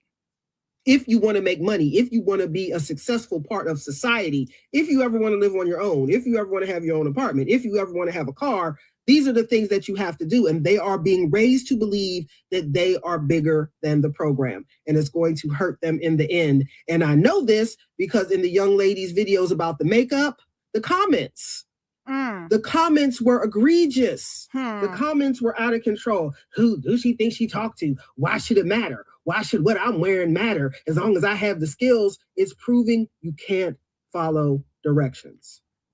And you're choosing to not follow directions because you feel like you don't have to follow directions. And it's always going to hurt you. It's always going to hurt them. Listen. I wish I could find that young lady's videos with the makeup. I'm sure if you search it, she'll pop up. But they're actually arguing back with her. They're arguing back with the people who have the power to hire them, who have the power to give them an income or take one away. They're so set in their ways and they've been so programmed to believe that no, it's not your job to change yourself and grow up and do what needs to be done. Everybody else is supposed to dance around you and make sure that you're okay. Oh, she had it on her mind this day, huh? And I can't say it anymore. We've warned. I've sent warnings. People who are my mutuals have sent warnings. Other teachers are sending warnings. She's a teacher. This lady's a teacher. Are sending warnings and no one is listening. And the only time that it's going to hit is when these parents can't get these children out of their homes. They won't know what an empty nester is because the child can't keep a job. And then the child being depressed, nothing went my way. I have anxiety. I have this, I have that. No, you're just a spoiled brat. And I understand, yes, anxiety is a real thing. I have it. I take medication for it every day. Okay. But I'm also an adult and I also understand how the world works. Okay. They'll blame everything else. Yeah. They'll do everything else except for the right thing, which is buckle down and do what you have to do. Yes, the word conform is almost a slur, but if you want to make it in this world, that's what you have to do. And that's anywhere. I think it's code switching. You still have to conform to certain things in order to make that business successful. I tagged the whole video in the caption so you can go. Yeah, go watch it and see all of the things that those bosses listed of why they have to let these children go. Basic stuff. Learn how to talk, learn how to dress, show up on time, follow directions, do what the boss says, have whatever project in when they say have it in, just stuff like that. But they're like, nah. She had it on her mind today. Okay. She had it on her mind today. I agree, but schools need to stop having so many pajama days. Pajamas are not appropriate for school. Texas boy mom here. I'm telling you why they can't look. I think it was several months ago. Maybe it was like last year during homecoming week. Please, y'all tell me. And if your kids had one of these days, send me a picture and blur their face out. Cause I want to show people. The kids are having 2000s day at school and 90s day at school now.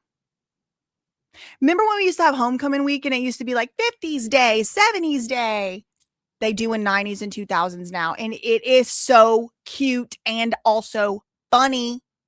Let me see if I could find some compilation of like 90s or 2000s day at school. Oh my God, it is so funny. 2000s day homecoming compilation.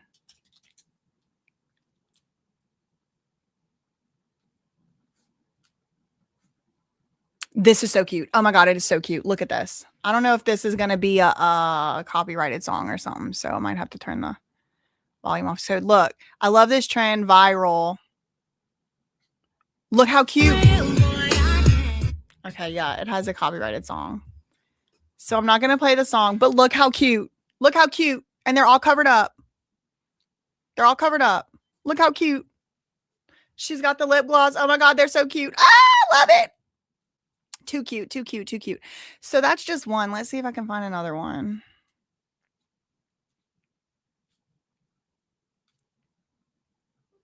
Spirit Week 2023. Let's see. 2000s day homecoming. Let me go week.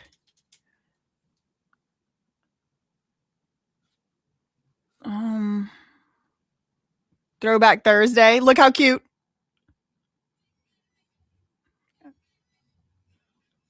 Jump, jump, jump, jump. Look how cute. This is what they're doing now. We're the old people now.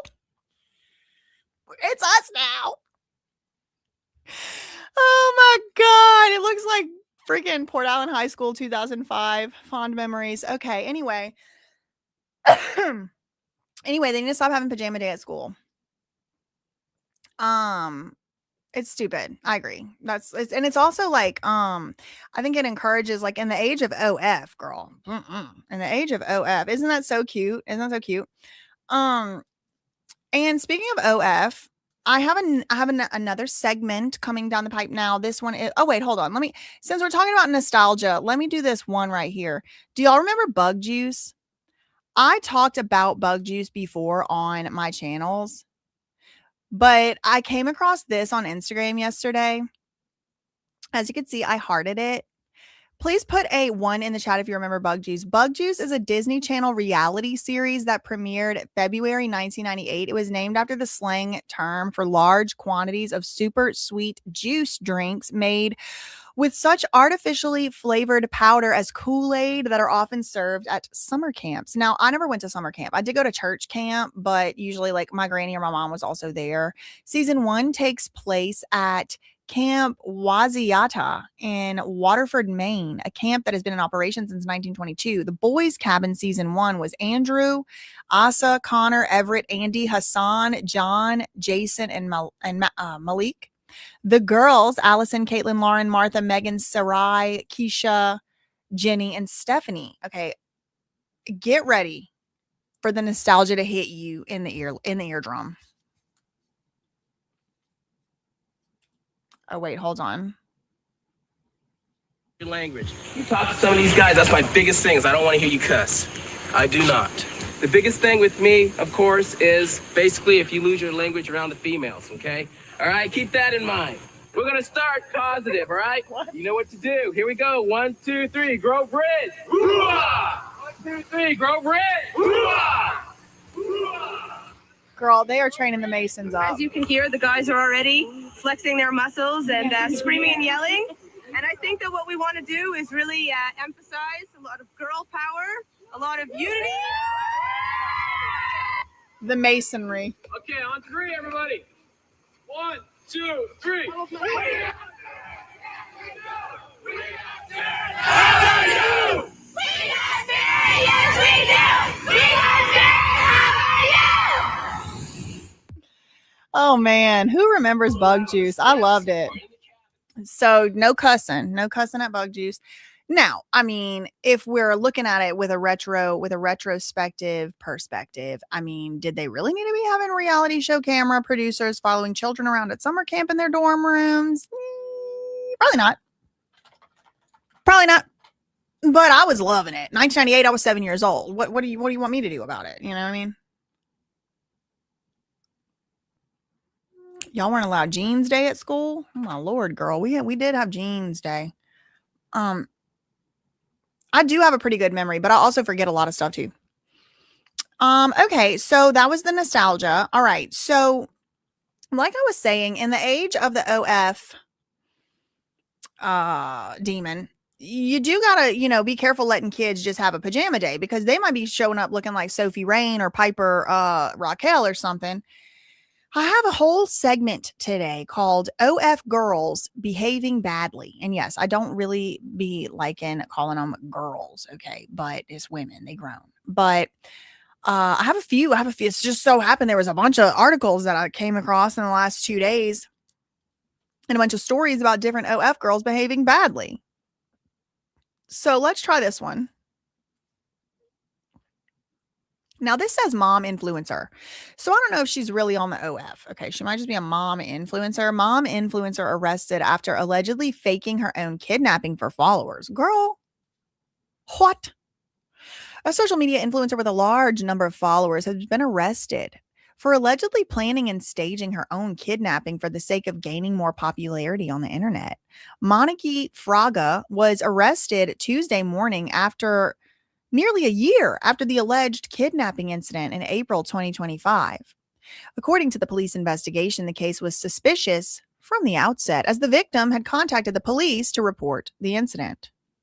The police suspected that the victim fabricated the case to attract more public attention. Fraga had spoken to several media houses about the incident, so she was basically trying to do a PR stunt, they said. Detective Clay Anderson stated that the investigation indicated the kidnap for ransom was actually just a plot by the so-called victim and one other person.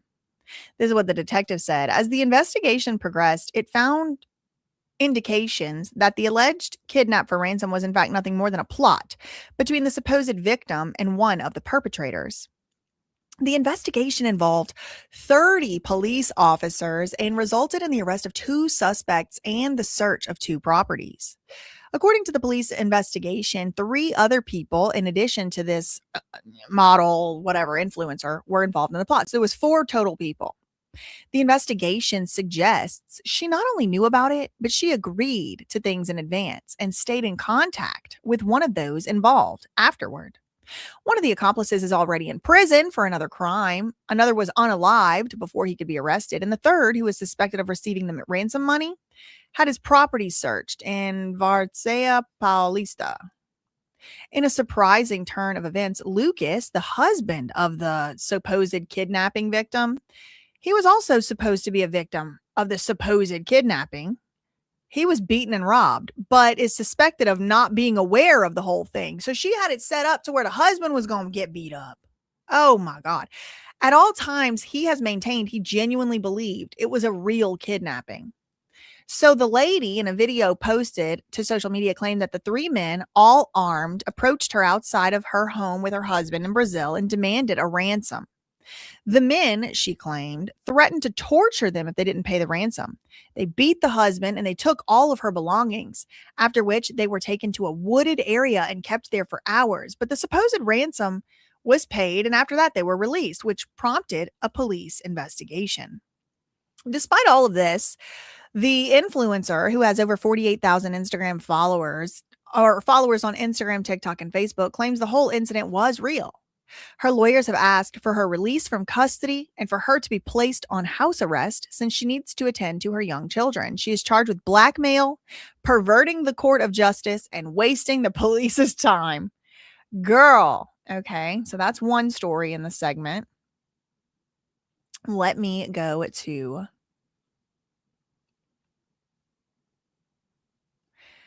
the next one. Okay, this one is a Los Angeles model accused of meeting men online and burglarizing their homes is set to face 6 felony charges. Detectives say Adva Lavi, also known as Mia Ventura, used dating apps and developed friendships to rob, steal, and extort wealthy older men and younger women. Oh, my Lord. All right, so that's another one. She was arrested. And now there's one that stabbed her boyfriend to death. Look at this. Footage shows police entering the apartment of Courtney Clinny, the OF model charged in the fatal stabbing of her boyfriend, Christian Obumseli. Oh my Lord. I don't know what we're going to see on here. I didn't watch the video. Watch at your own risk. We're here. Right here. Police are here.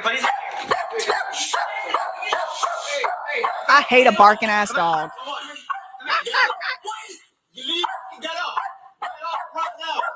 Get up right now. Why do you have to keep him up right? I just want to keep him up right now. Oh my God. Okay. I'm not going to show it because I think there's like an unalive body right there. So we're not going to be showing that. Okay. It didn't show. Don't worry. Okay. I know I had a uniform too.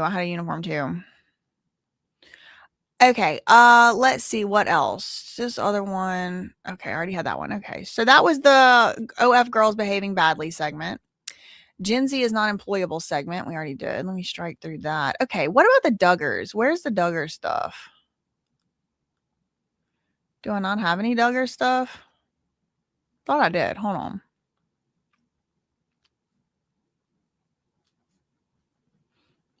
Let me see.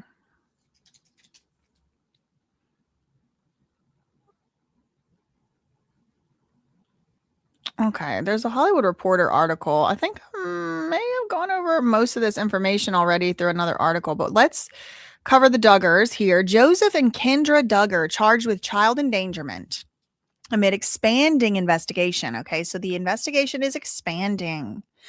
Kendra Duggar was arrested 2 days after Josh on a separate set of child endangerment and false imprisonment charges, all of which he is also now facing, and which are reportedly the result of an investigation of their family home related to the separate charges that brought his arrest for inappropriate contact with a 9-year-old in 2020. He went to jail last week over this. Kendra Duggar, 27, and Joseph Duggar, 31, were both charged on March 20th, 6 days ago, with 4 counts of endangering the welfare of a minor each, and 4 counts of false imprisonment after the investigation each. This was according to a release from a press release from local police in Tontitown, Arkansas. She was arrested on Friday and booked into the Washington County Detention Center in Fayetteville just before 5 p.m. She was released on bond by 6/20 and is set to return to court on April 29th, according to local records. An active and ongoing investigation is underway related to the charges. Police noted in the release and Arkansas law in the release. Wait, hold on. An active and ongoing investigation is underway related to the charges. And Arkansas law limits the amount of information that can be publicly released in cases involving minors and other sensitive circumstances. The police go on to protect the integrity of the investigation and the privacy of those involved. No further details will be provided at this time.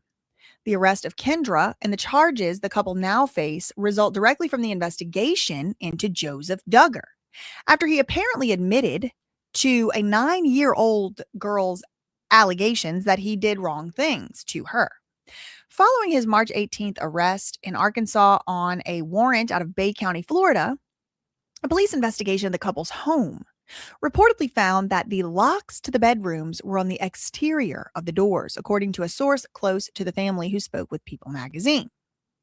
The couple's 4 children are Garrett, born in 2018, Addison, 2019, Brooklyn Praise, girl. Praise is the middle name, born in 2021, and Just Us, born in 2022. The Duggar family had placed locks on the doors of their children's bedroom to keep the oldest son, Josh, away from them. In 2015, it was discovered that Josh Duggar, oh, whoa, this is a crazy bit of info. The Duggar family had placed locks on the doors of their children's bedrooms to keep the eldest son, Josh, remember the first pervert of the family, or the first one we found out about, away from the kids. In 2015, 11 years ago, it was discovered that Josh had done wrong things to several underage girls, which included his sisters. Currently, he is in prison. The unearthing of apparently admitted child harm among other members of the famous Duggar family roared back to life last week when, according to the police, father of 4 Joe Duggar was confronted by the accusing girl's father about her recent recounting of what happened to her 6 years ago when she was only 9 years old. The police say at that point, Joseph Duggar admitted to unlawful sexual contact.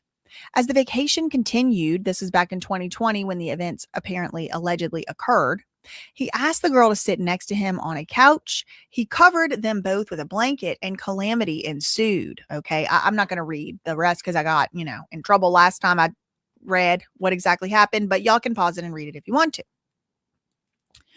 Joseph Duggar was charged in Bay County with lewd and lascivious behavior and harming a child. He is being held in Washington County Detention Facility awaiting extradition to Florida. Attorneys and a family spokesperson did not immediately return calls or messages sent by The Hollywood Reporter yesterday. A spokesperson for the Duggar family did note previously that Kendra's charges are in no way related to those 2020 incidents in Palm Beach. Joseph and Kendra could face up to 8 years in prison if convicted of all charges.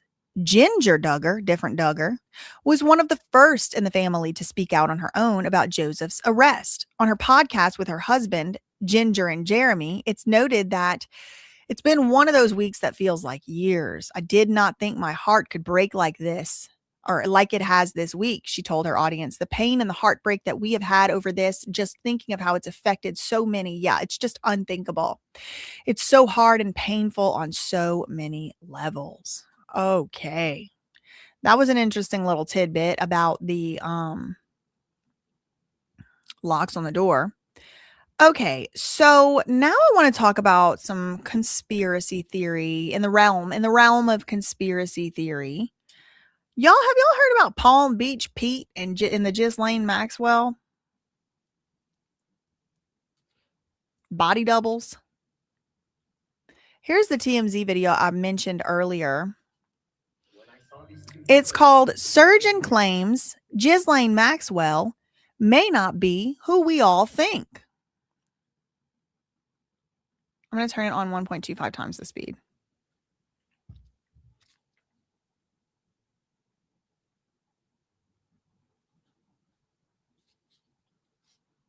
When I saw these two photos, it definitely raised some eyebrows and it made me really take a second hard look. And maybe, yes, she did have cosmetic surgery during her incarceration. That's an explanation, but it's just, they just don't look the same.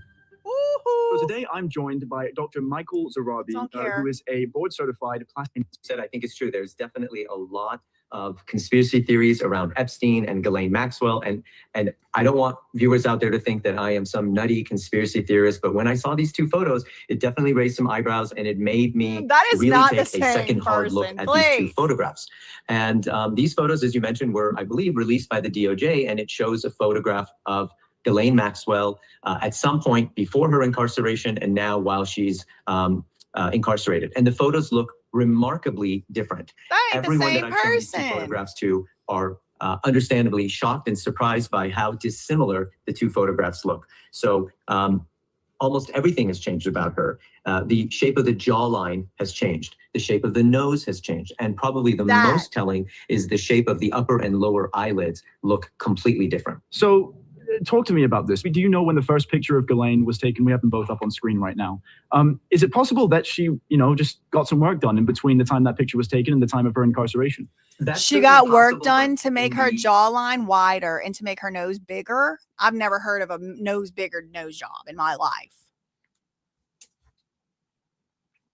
Photographs that I did, the research into some of the photos that I did, I believe both those photos were taken while she was incarcerated. So I don't think that she somehow had cosmetic surgery during her time in prison. Now, don't get me wrong, inmates are they are deserving of medical care. They do require medical attention. However, I'm not sure if that includes having cosmetic surgery to make your eyelids look more youthful. That seems a little out there. I'm seeing in these pictures, there's almost a widening of the nose. Is that something that can happen naturally over time? Certainly, as we age, the nose can become a little larger. It can also become a little bit more droopy. But the changes that you're seeing there, I don't think are age related. Now, to be fair, there are subtle differences in which the ways the photographs were taken. So in one photo, her head is slightly oriented differently, which can definitely affect the shape of the nose, and it can also affect the shape of the jawline, depending on how the angle of the photograph was taken. But what is undeniable is the change in the shape of her eyes. So when you look at her before, she has a lot of heaviness in her upper eyelids. There's a lot of fullness. The eyelid crease itself, the fold above the eyelashes, is very close to the eyelashes in her earlier photo.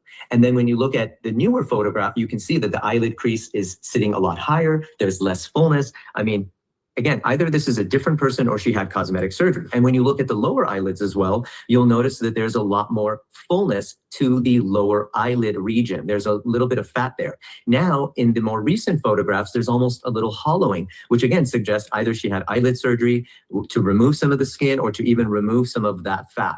It looks very, very different.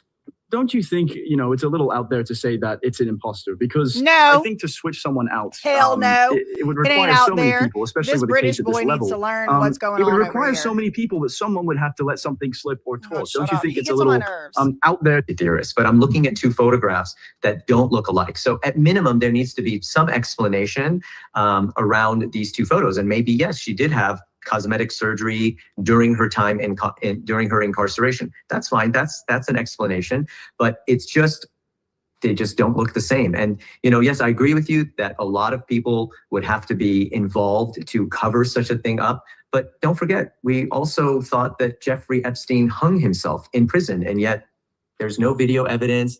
The videos of his surveillance while he was incarcerated come through. surprisingly Dr. went Amen missing. could I think I heard never. something that the security guard happened to be on a break.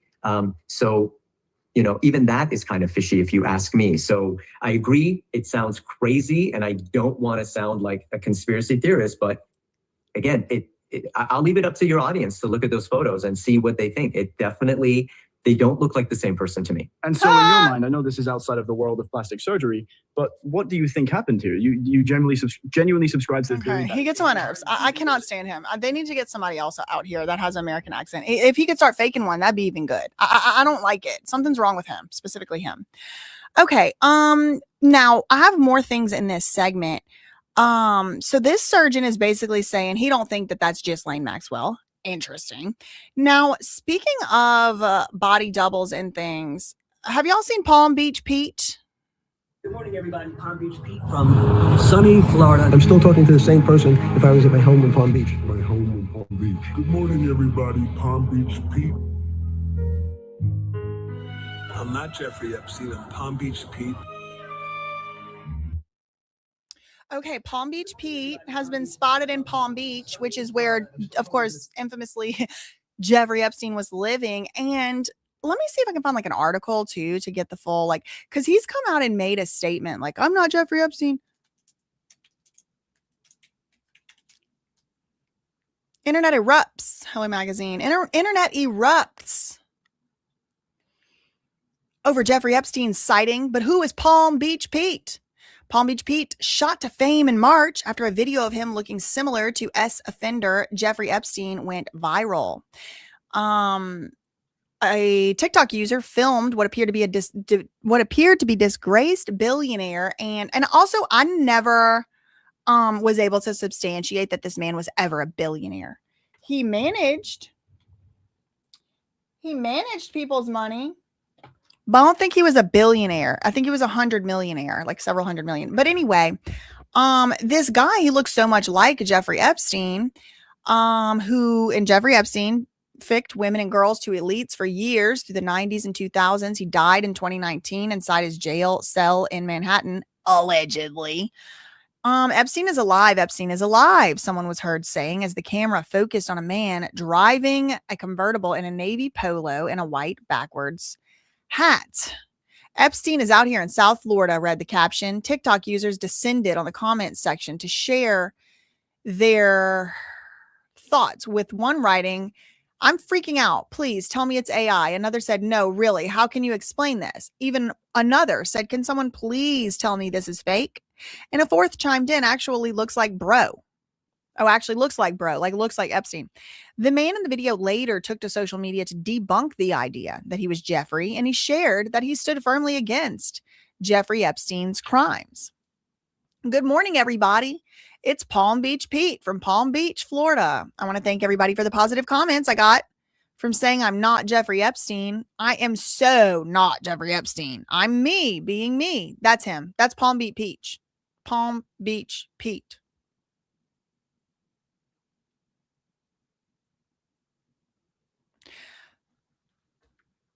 Put a 2 in the chat if you're tired of them playing in our faces. I mean, put like, it ain't Epstein. We got surgeons who do surgery out here saying that it ain't Ghislaine Maxwell that they're trying to pass off as her. The same guy is like, I mean, did he really hang himself? No, we don't know. And now they got him driving in a car. Oh no, that's Palm Beach Pete. Well, don't worry, because I dug a little deeper even than this. Apparently, he also lived. Oh, they got a community note on here. Let me see. Stop being weird. Pete doesn't live at Epstein's mansion. So here's listen, I'm just going to show this to y'all, but I found it to be compelling. So we're just going to ignore the fact that Palm Beach Pete is not only living in Palm Beach, not only looks exactly like Jeffrey Epstein, but he could possibly also be living in the same mansion that Epstein lived in. Now, there is a community note on here, and the community note says he doesn't live in Epstein's mansion, but I mean, what are they, lifestyle? It's Palm Beach Pete. So this is like, he doesn't live at Epstein's mansion, but I'm going to say this note is not helpful because the article, I mean, we just read it. It does not support the note. I don't know where he lives. It doesn't say where he lives. So this is a 17-second clip, and it says, so we're just going to ignore the fact that Palm Beach Pete is living in Epstein's Palm Beach mansion.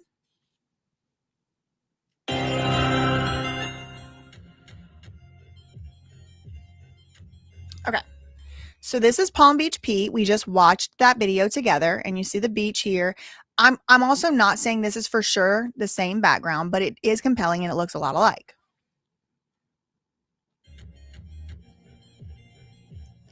It's El Brillo Way. Okay. And here's Jeffrey Epstein. Look at that. Look at that. One more time. It's just music. I'm going to just watch the video. It's playing.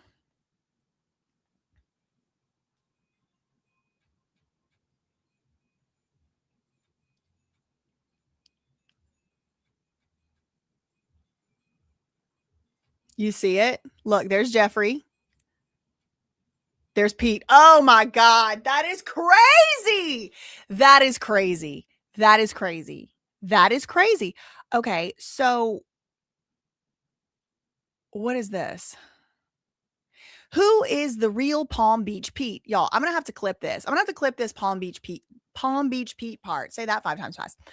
Will the real Palm Beach Pete please stand up?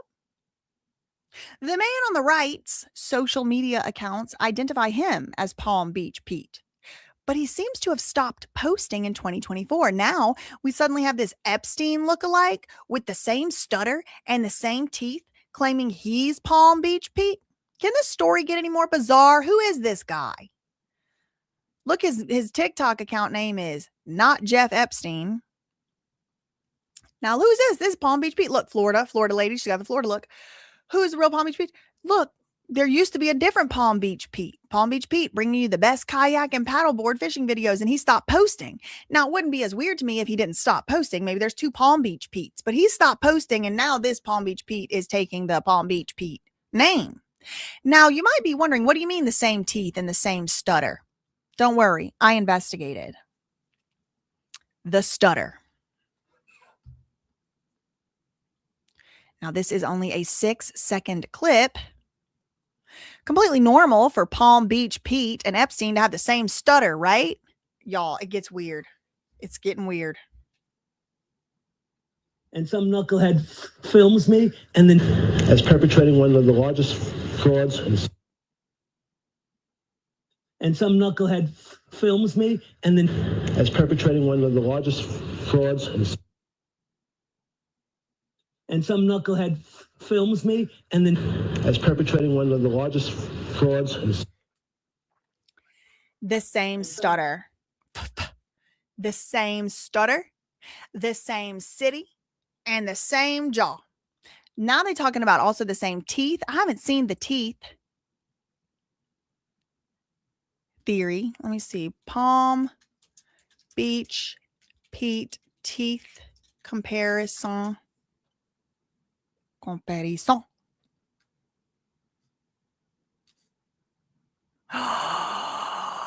Stop it, stop it, stop it, stop it, stop it, stop it. I'm freaking out. Palm Beach Pete's teeth and Jeffrey Epstein's teeth. Tooth 1, tooth 2 goes behind it. Tooth 3, tooth 4 goes in front. Tooth 5 all the way back. Okay, we have a community note. The teeth don't align. The relational position from 1 and 2 are similar. The clustering of 4, 5, and 6 are similar. But the issue is that 2 and 3 and 4 do not match. They look like they match to me. And I'll tell you, my teeth are shifting. In the past, these in the front shift. This is the most compelling thing I've seen. And look at that long ass, what's that thing called? Frenulum? It all looks the same to me. This looks like the same teeth to me. No, I'm going to say no. Sources do not support no. Opinion or speculation. Okay, that's weird. That's not the only videos I have. We have descriptions. Yeah, we're going to need to see Palm Beach Pete do a pants drop and see if it looks like an egg. No, I'm just kidding. I'm just kidding. I'm just kidding.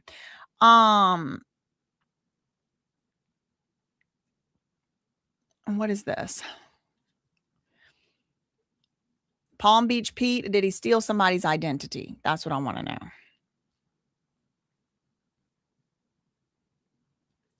Does he live in Epstein's mansion? That's what I want to know.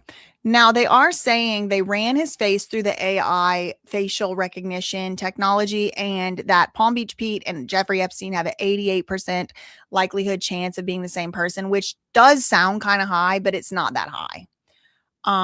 Okay, so that was that. Speaking of body snatching identity invaders, there's a new conspiracy theory going around that Joe Biden, I love a Joe Biden conspiracy theory. So you remember when we had a president, his name was Joe Biden, and he couldn't walk and he couldn't talk and he couldn't string a sentence together and he couldn't like apparently hold his bowels and he couldn't ride a bike and he couldn't go up the stairs of Air Force One, and everybody was acting like he was fit to run the country. So during that time, there was a lot of conspiracy theories that popped up, including he was a clone, or he was wearing a mask, or he was a body double, or he was an actor. It was not Joe Biden or whatever. So we have a new conspiracy theory that, did y'all see Melania Trump had a robot come out with him last night or yesterday? Like when he was doing, I mean, she was doing that thing with that Brigitte Macron. And they were sitting there yesterday. Also, Melania came out with a robot, said the robots are going to be teaching our kids now. So they did this like gait analysis of the robot, and they saying that Joe Biden, it was actually a robot. Let me check the community notes. No deeper evidence, just selective editing. Okay, I don't know what that's about. Okay, let's watch the video. This is the Joe Biden. These two, like if I'm looking at this one and these bottom ones, they look the most like, oh my God, look at him. Look. Oh my God. Oh my God. He is walking just like a robot. Oh my Lord.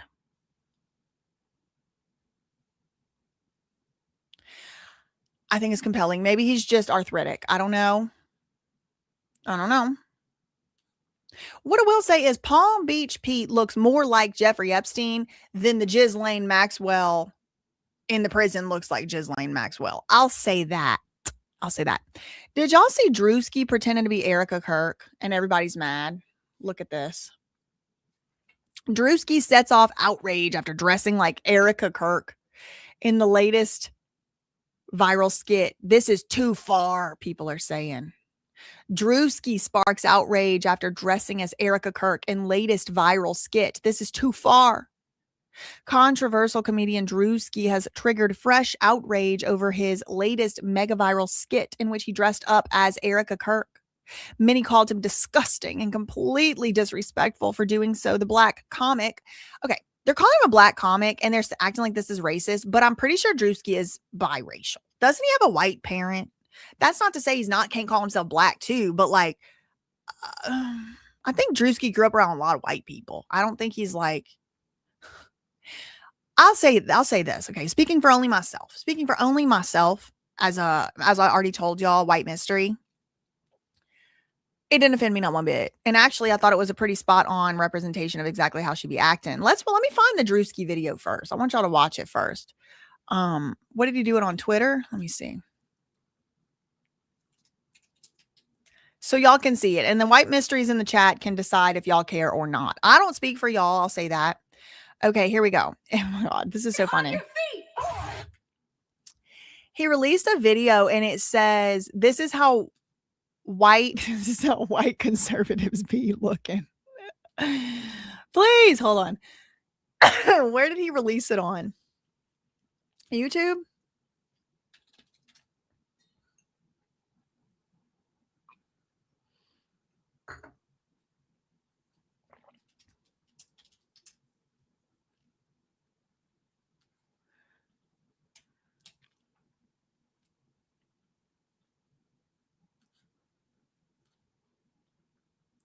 Okay. Found it. Okay. How conservative women in America act, he said. Get on your feet. Oh.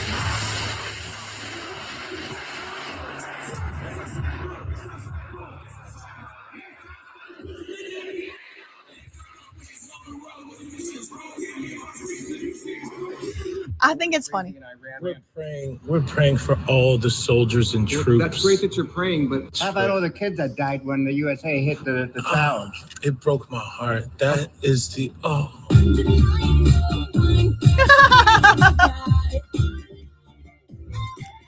Okay, copyright. In what ways have you grown closer to Jesus? I serve a righteous God. And that is why we say our prayers.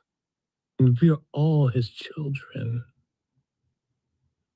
But when I say children, I mean like the holy, blessed Trinity, which is why I hold the Bible.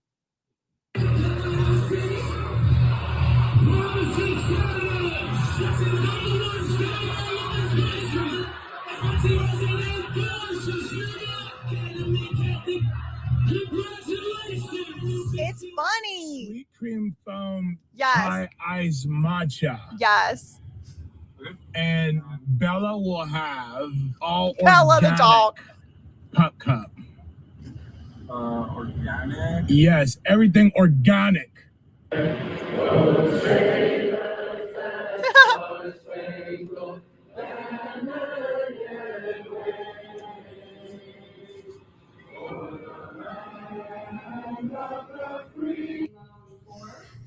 You keep doing this. 3, 7.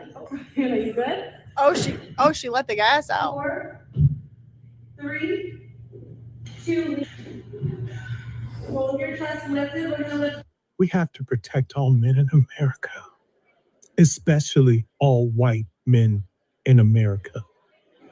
Those are the boys that we care about in this country. America is built on their backs. Look at this guy right here. Yes. Because they are the ones. I'm sorry, that's funny to me. It's funny to me. It doesn't offend me in the least bit. Maybe because I'm not a conservative woman in America or whatever. I don't know. I think it's very funny. And he's like in full makeup. Drewski is in full drag. Okay, but people are mad. People are mad. Some people are not. Obviously, we're not. It would also be different to me if Drewski wasn't like a country like dude that like, you know, he obviously has a pretty good handle on it. Like he does know how to do the caricature. And I'm not sure if Drewski doesn't have a little white in him. All right. I don't know. I don't want to, you know, who am I to presume somebody's race or whatever? And I'm not trying to say he's not black. He certainly, you know, can identify as that and he is and all that. But like, I don't know. Like, so if somebody has a little white in them, they can't do a little white parody. You got to be fully 100% white. That seems racist to even say. I don't know. To me, I don't really find this particular specific stunt to be offensive. There could be some offensive stunt somewhere, somehow. This one's fine. I also thought it was very funny when he did so-called whiteface and went to the NASCAR. Did y'all see him do the NASCAR? He recently did a NASCAR thing that was just the same. And it was also funny. Because it reminded me of like literally my family. Drewski the redneck. It was funny. He had a tattoo, a sun makeup done to look like he had a farmer tan. That's Drewski. Look at him. Here's the honor. You can't come in or come on.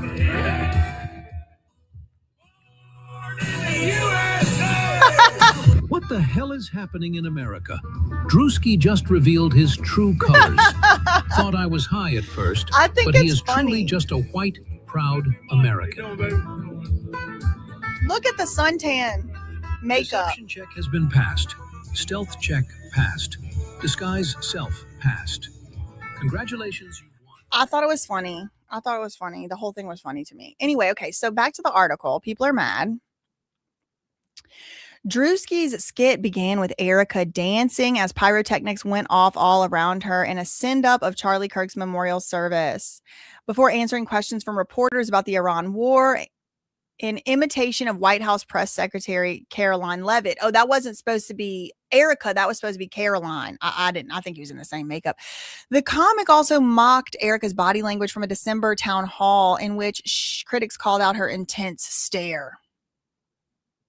How am I? 1 out of 10. How is this? Stop. Just stop. That's it. That's all I had to say. Just stop. Stop. How is it? 1 out of 10. 1 out of 10. Just stop. Anyway. I serve a righteous God. That's why we say our prayers. We are his children. And when I say children, I mean the Holy Blessed Trinity, which is why I hold the Bible. Drewski, whose real name is Drew DeBoard, said in the video, we have to protect all men in America, especially white men. Those are the ones we care about. Yes, because those are the ones who matter most. That's what Drewski said. And look, there's, he was obviously imitating this insane cultural set point. Drewski, who also did whiteface in September last year to portray racist NASCAR fan. Oh, he did racist? I didn't know he did racist stuff there. I was just born in the USA and drinking beers is what I saw. That was then seen as an organic. Oh, then he was seen ordering an organic pup cup and struggling in a Pilates class. Scores of fans were left in hysterics. This is too far, man. You are completely disrespectful during NFL honors, and now you're making fun of Erica Kirk, whose husband was brutally assassinated. I think it's fine. I don't have any issue with it. But, I don't know. Maybe it's just me. Maybe it's a cultural thing. I consider myself more, Southern than I do white. I am white. I'm not trying to say I'm not. I am. I wouldn't be anything else. But, we have a certain culture in Louisiana specifically, but in the South in general, all the way up to, I think, Georgia, probably even parts, I realize Ohio and Pennsylvania are pretty country. There's places in the culture where it's you come from a place or a people who's used to being oppressed, poor people or people that have, historically been beat up on or whatever. And you do kind of have to develop a coping mechanism, and humor is a really good way to do it. And so, yeah, some things I do think you shouldn't be joking about. Some things I think are too much to be making a joke about. Some jokes are not funny, but sometimes you just got to laugh. You just got to get it out. We cry, we bitch, we moan, we complain. Sometimes you got to laugh. And what Drewski did in that particular skit was very funny to me. Maybe it's my culture. I don't know. Maybe that's my culture that I just think funny stuff's funny. I don't know. Drewski came under criticism in February after butchering Seattle Seahawks wide receiver Jackson Smith-Ngba's name. Well, girl, I don't know how to say that name either. I would learn how to say it, though. I will say that. If I was presenting an award to somebody, this is how I would say it if I didn't know, when I was put on the spot. I would say, Ngba. I don't know how I would say it. Ngba. Maybe Ngba. I don't know, girl. I would learn how to say it, though, before I presented him the Offensive Player of the Year award. I'll say that. Because then otherwise I'd be the Offensive Player of the Year, and that not in a good way, if you know what I mean. The comic later said he reached out to the players' team to apologize, but had not heard back. Erica Kirk has not commented on the bit. Now, just to be clear, I'm no Drewski fan. Just to be clear, I have a whole video about Drewski exposing him and his terrible, shitty show that he has. So I'm not a fan of him. I also think he has some weird Diddy connections. But I try to be fair down the middle, where what's right is right, what's wrong is wrong. Okay, so now I want to go to Afroman. Okay, when you talk about Afroman, there's some updates in the Afroman trial, and it has to do with the judge. The judge lost his damn mind, and I think he needs to go to prison or something. It was crazy what this judge did. Okay, so let me go. We're moving to the Afroman section. Afroman said the cops. This is just a few different things that I found about the Afroman trial. This is the Afroman segment. Afroman said cops wanted him jailed to hide proof of the PDF cop. Here is Afroman's deposition transcript. Afroman told them he knew he had evidence and he was going to tell the world. He said they were still stupid enough to push him, letting us all know. Okay, let's read from the deposition transcript. The question. Oh, okay. How do you know she told him that? Afroman said, I did some research. That's where the warrant came from. I guess the warrant, some of the warrant or whatever, came from her, telling the Adams County Sheriff that I had a dungeon with a kidnapping victim in it. Okay, question. So you think she was attempting to have you killed? Is that what you're saying here? Afroman said, yep. Yes, I do. Why lie to the cops telling them I'm a kidnapper? Because I can get killed in the confusion of that. Kicking in the door, hey, coming in here looking for kidnap victims. I'm holding the remote control. Okay, question. Question. Okay. So then your next sentence is, Brian wants me in jail so I don't expose his stealing PDF file family. You don't have any evidence to support that charge, do you? He said, just the facts in the news. Oh, Lord. News reports that's on Google. The fact that his brother really was the chief of Peebles and he really did get arrested for sending inappropriate pictures to minors. That's the evidence I have. Wow. Okay, fine, question. But I'm talking about the evidence that Brian wants me in jail so I don't expose his family. You don't have any evidence of that, right? Afroman said, yeah, I do have evidence of that. Brian's walking around and he's the lead detective on this case. She's stealing my money, looking in my safes, trying to find some way of putting me in jail. That's the evidence. There's evidence that he's trying to put me in jail. There you go. Okay, well, what's your evidence that his motive is so you don't expose his family? Afroman said, no, that's the entertainment and humor I put in to help sell his t-shirt and, whatever other song I make about him. And this, okay, next question. These pictures down below on the right-hand side, is that what's on? That's a copy of the t-shirt. Yes. Okay, so that was the first thing. And that's going to lead into the next big topic of Afroman, which is going to be the jurors speaking out about the insane, batshit, crazy stuff the judge told the jurors. But before that, I do want to put a little good Afroman news out here that we got. While it may not be Mama's lemon pound cake, the Taste of Belgium announced it will host a lemon pound cake waffle day at its Rookwood and the Banks locations on March 25th. That was yesterday, offering free waffles in honor of Afroman's trial win. Taste of Belgium offering free lemon pound cake waffles this Wednesday in honor of Afroman's trial. That is so funny to me. Ha ha. Okay. So now let's get to this juror. A juror has spoken out. So if you will remember, hold on.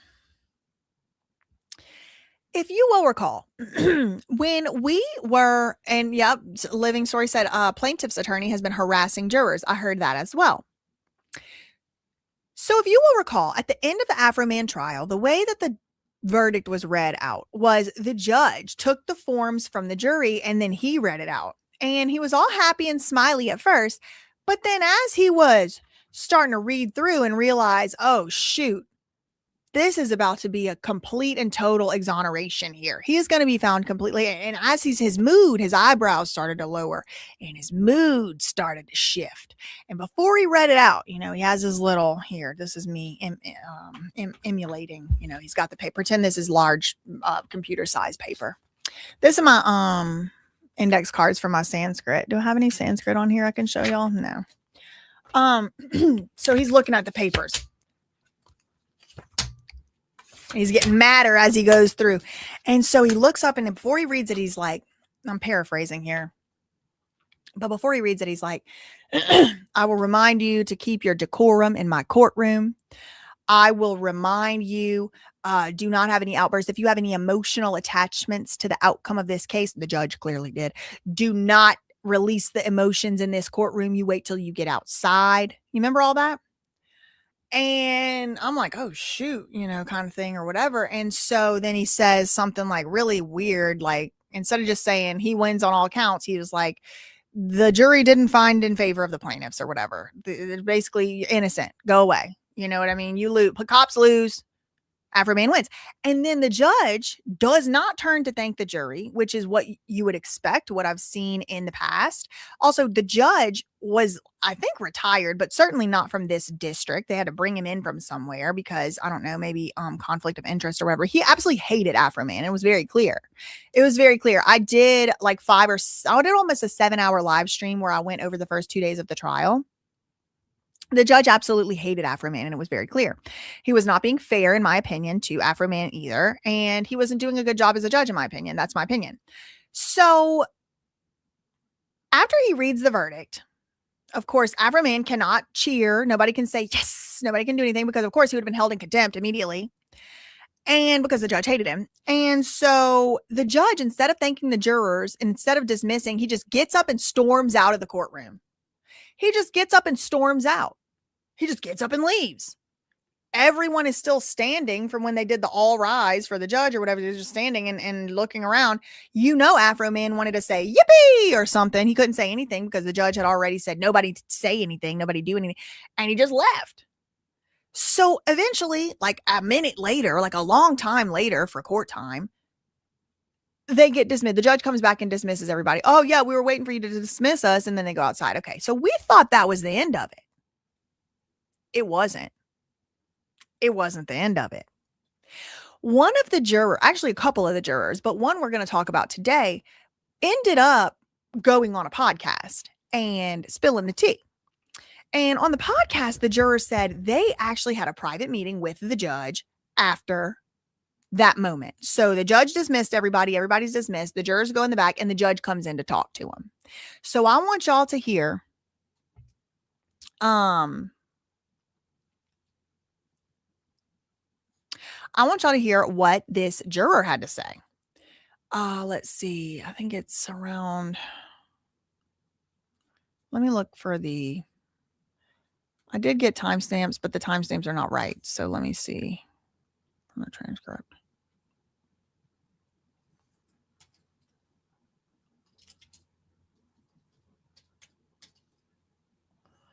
From my understanding, the trial, the judge made it abundantly clear we're not going to go into that, so do not give prep a law because that. Okay, hold on.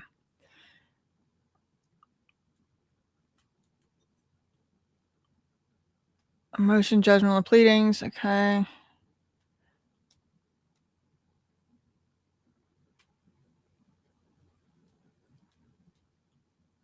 How did the judge come back? Okay.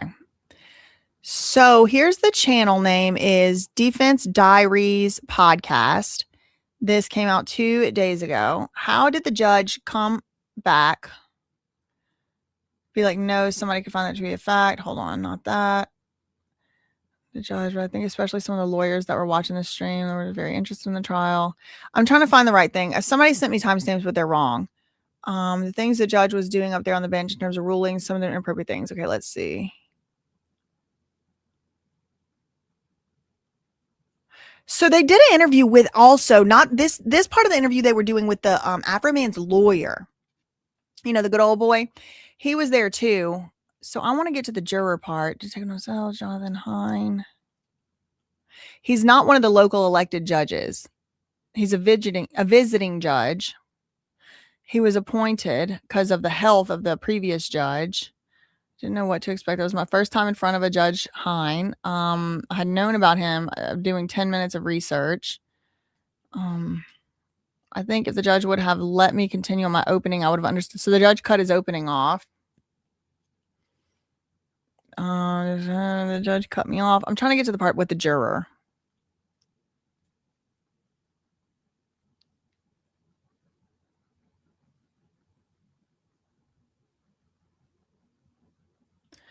I got to watch this whole thing. Okay. You know, they talked with the judge cutting you off in the opening. Wait, let me go back here. Whole different procedure. And the nice thing, you could have a motion for summary judgment. You didn't go if it was denied. Okay. I'm trying to get to the juror. Oh, let's listen to the thing about the split cost. Oh my God, look at him. He is funny. Okay, hold on. Right. Or lazy more than anything else, because they're less nefarious, more laziness on that. I mean, but the one thing that's got everybody sort of up in arms, and I'm shocked, so I'm dying to ask you this. The judge's order where he says that the parties have to split the costs. Was that something that was ever discussed in court beforehand? Were you expecting it? And is this just like filing fees costs, or are they grouping in deposition fees or something outrageous? No, each party had to bear their own attorney costs. Each party had to bear their deposition costs. Those were all costs that they had to bear. It's my understanding this would just pertain to court costs, and this is now in divorce cases, I see it all the time. You split it between the parties. This is the first time I've ever seen this, and actually I'm still researching it to learn more about it, because I've never seen it before. Because the statute, and we looked at your Ohio statute or your civil rules of civil procedure, specifically says that costs are to go to the prevailing party, which would be your client in this case, unless the judge orders otherwise. But I mean, I didn't look at it, but beyond that, but his wording in that order, and for those okay, they don't know. Okay.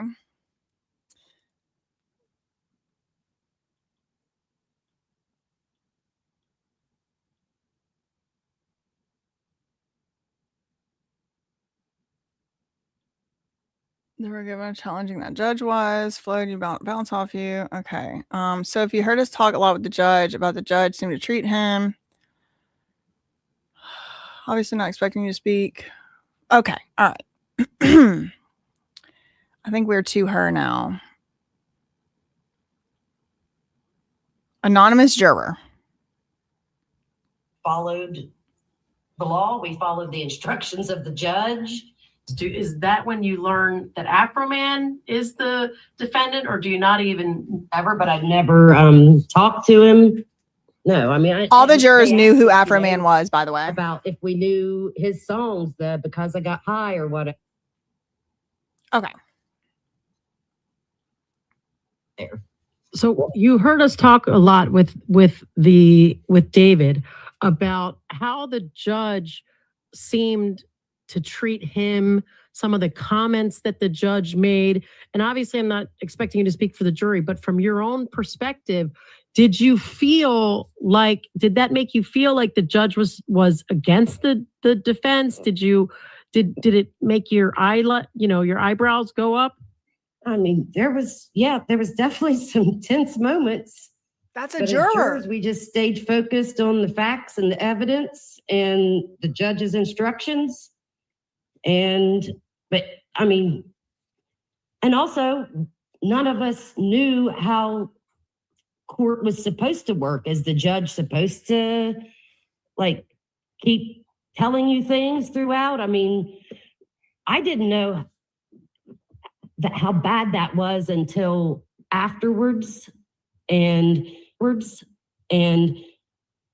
then I saw a lot of TikTok lawyers and stuff talking about how messed up they thought it was or whatever. But so let me ask you, because we as lawyers, we always worry that when a judge chastises us in front of the jury, when a judge tells the jury basically this lawyer is doing it wrong, that the jury is just going to be like, well, this lawyer must really be screwing up because this judge keeps saying something. And on the flip side, a lot of people say, well, jurors can sense that when a judge is being a little bit too harsh with one side or the other. Yeah. For you, which way did you take it? I mean, I don't want to say, I don't want to bash a judge or anything, but I mean, it did seem like he was on, like he had something against, the defendants or something, but I mean, it didn't factor into our decisions, I mean. I understand it, that it wasn't part of your thought process with deliberations, but just the way you perceived it in general in the moment that it was happening. Yeah, well, it was one of those things where you could just feel it. It felt uncomfortable. Yeah. The jurors even noticed it. That's the way I would describe it. Is just felt a little tense, just a little bit uncomfortable. But like I said, again, we didn't know how this was supposed to work, how a judge was supposed to act, or right. So yeah, which makes total sense because you're not going to know, like as a layperson, if you're not an attorney, what's improper for a judge to be doing and whether so it's like, yeah, I understand that part of it. In terms of when you guys get back into deliberations, did you select a 4-person, right? Did you guys kind of vote on who would be the 4-person? Okay. Everybody coming in, you guys straw poll. What did you do? We were there, you guys. Okay. I maybe we can go through this whole thing later. I want to go through the when he comes back. The judge comes back because part of the instruction says an order of defamation, false light, Afroman, actual malice, nothing. I don't know. We definitely thought it was reasonable. Hold on. Wait.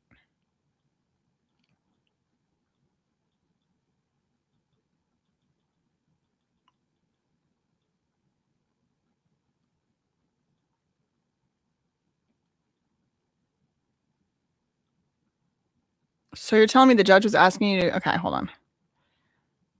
Okay.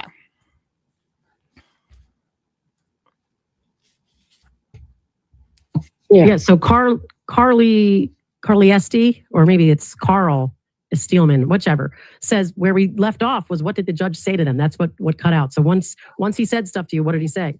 Okay, so she got disconnected on this call and she called back in. And so before she got disconnected, she had said the judge came back there to talk to the jury and to thank them and to say some other stuff.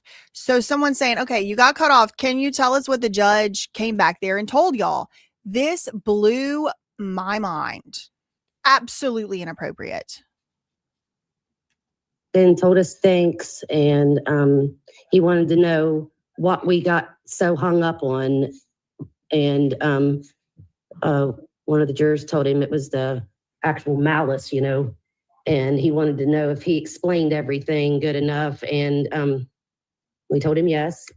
And one of the jurors asked, do you think these songs and videos will stop now? And he said, look at him out there, his big ego, he's loving this and it'll never stop. Or he basically, we knew he didn't like him after that. So you're telling me that the judge. So the judge comes back, he thanks the jury, and he says, what did you get hung up on? So to me, that's so far so good. That's fine. These two people are lawyers, and I do want to be deferential to them. They practice and all of that. I don't. From what I understand, this isn't completely uncommon for a judge to have a little chit chat with the jury and thank them and, thank you for your time. Sometimes they'll even have a lunch with them in the chamber, back in the back to thank them for their service. And sometimes the judges, I think, do ask them certain questions. Sometimes there's an exit questionnaire. And the reason for this in a world where it's, you're given good faith, the reason for this would be okay, we want to make sure that juries understand instructions.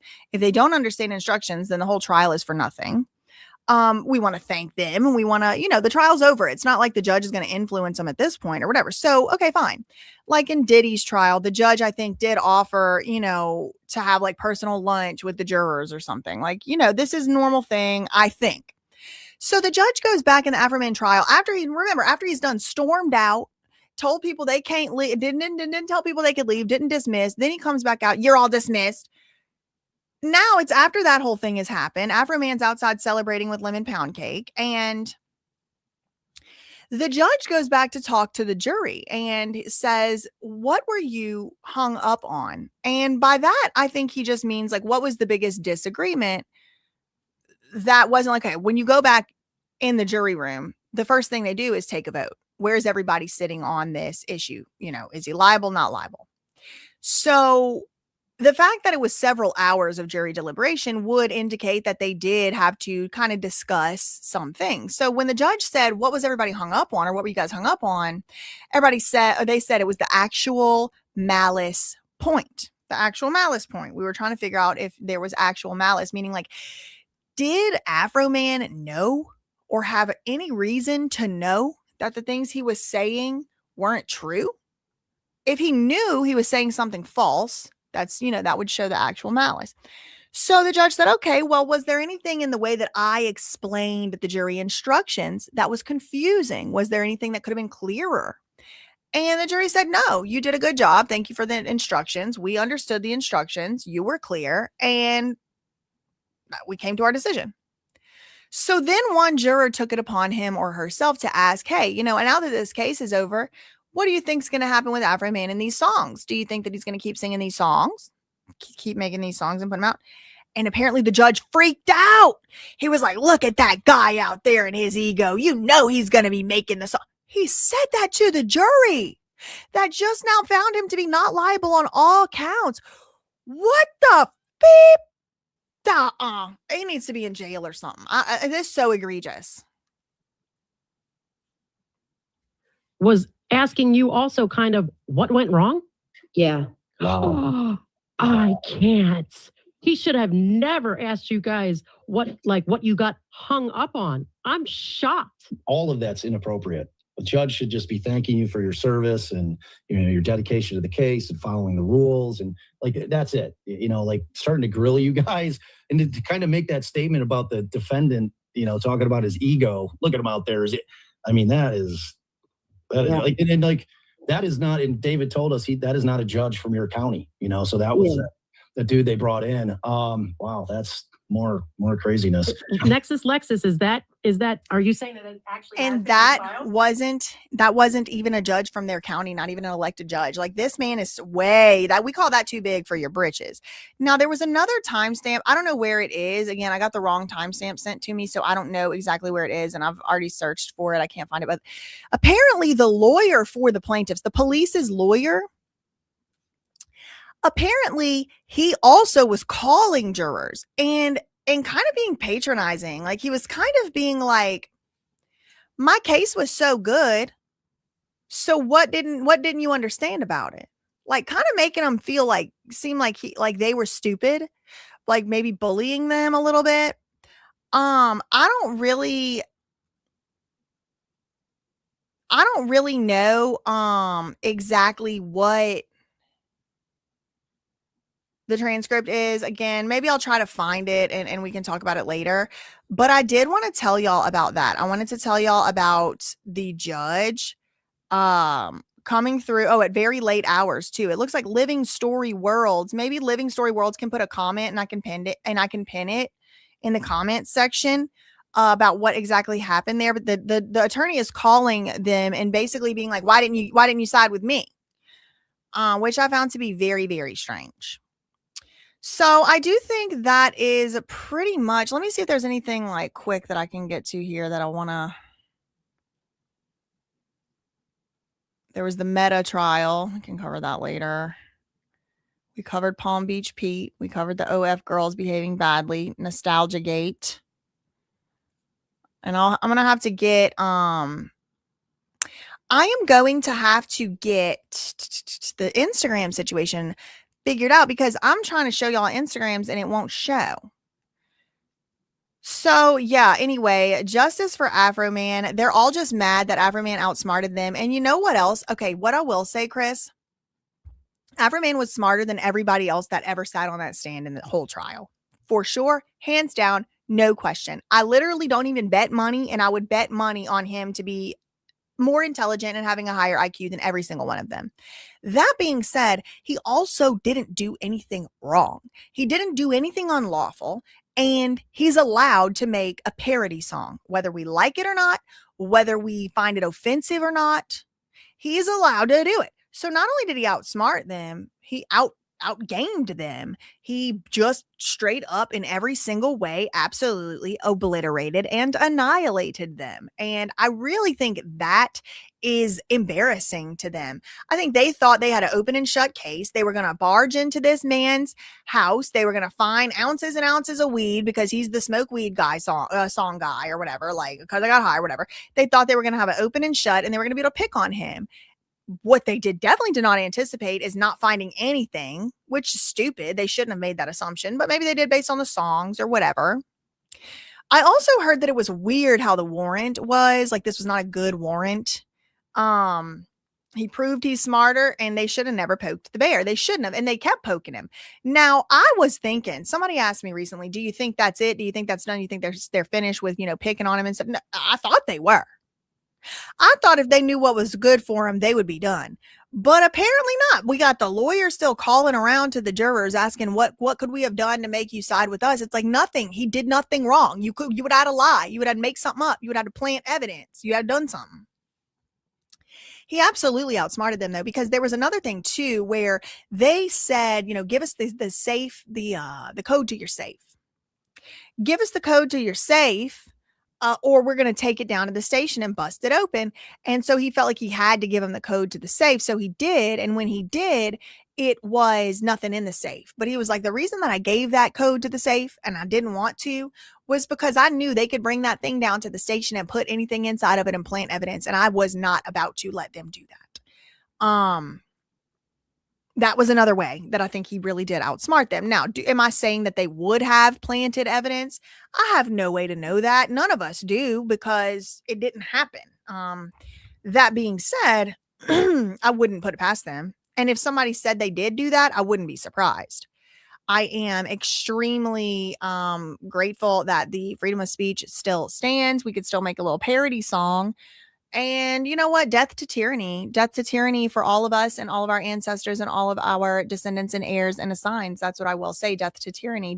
Please do not send any hate or try to attempt to harm anybody mentioned in this video. That's why they went to court. They worked it out in court. That's all I really had for this one. If you enjoyed the stream and you want to make a donation in any way, all the links are down below. Cash App, PayPal. You can also donate to my legal fund, which is always taking donations. And I try not to think about my legal fees too hard because I start getting stressed out. But all I can do is show up here every day and do what I'm doing and hope that everything else gets taken care of, by the Lord or whatever. That's all I really had for this one. In the meantime, opinions ain't defamation, and neither is parody songs or facts. Everybody's innocent until proven guilty. Love you, mean it. Hold on. Let's do this. Let's do an outro. Hold on. Let's do this one. Hold on. I'll give y'all an outro. It's going to say stream starting soon, but it's actually stream over. Love you, mean it. Okay, bye.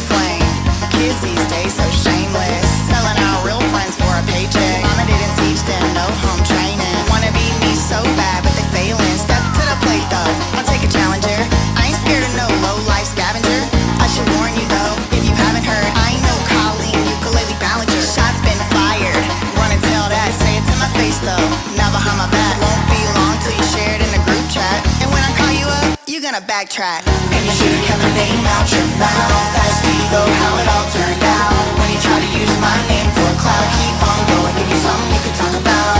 Throwing all the good vibes out the window. Somebody come home.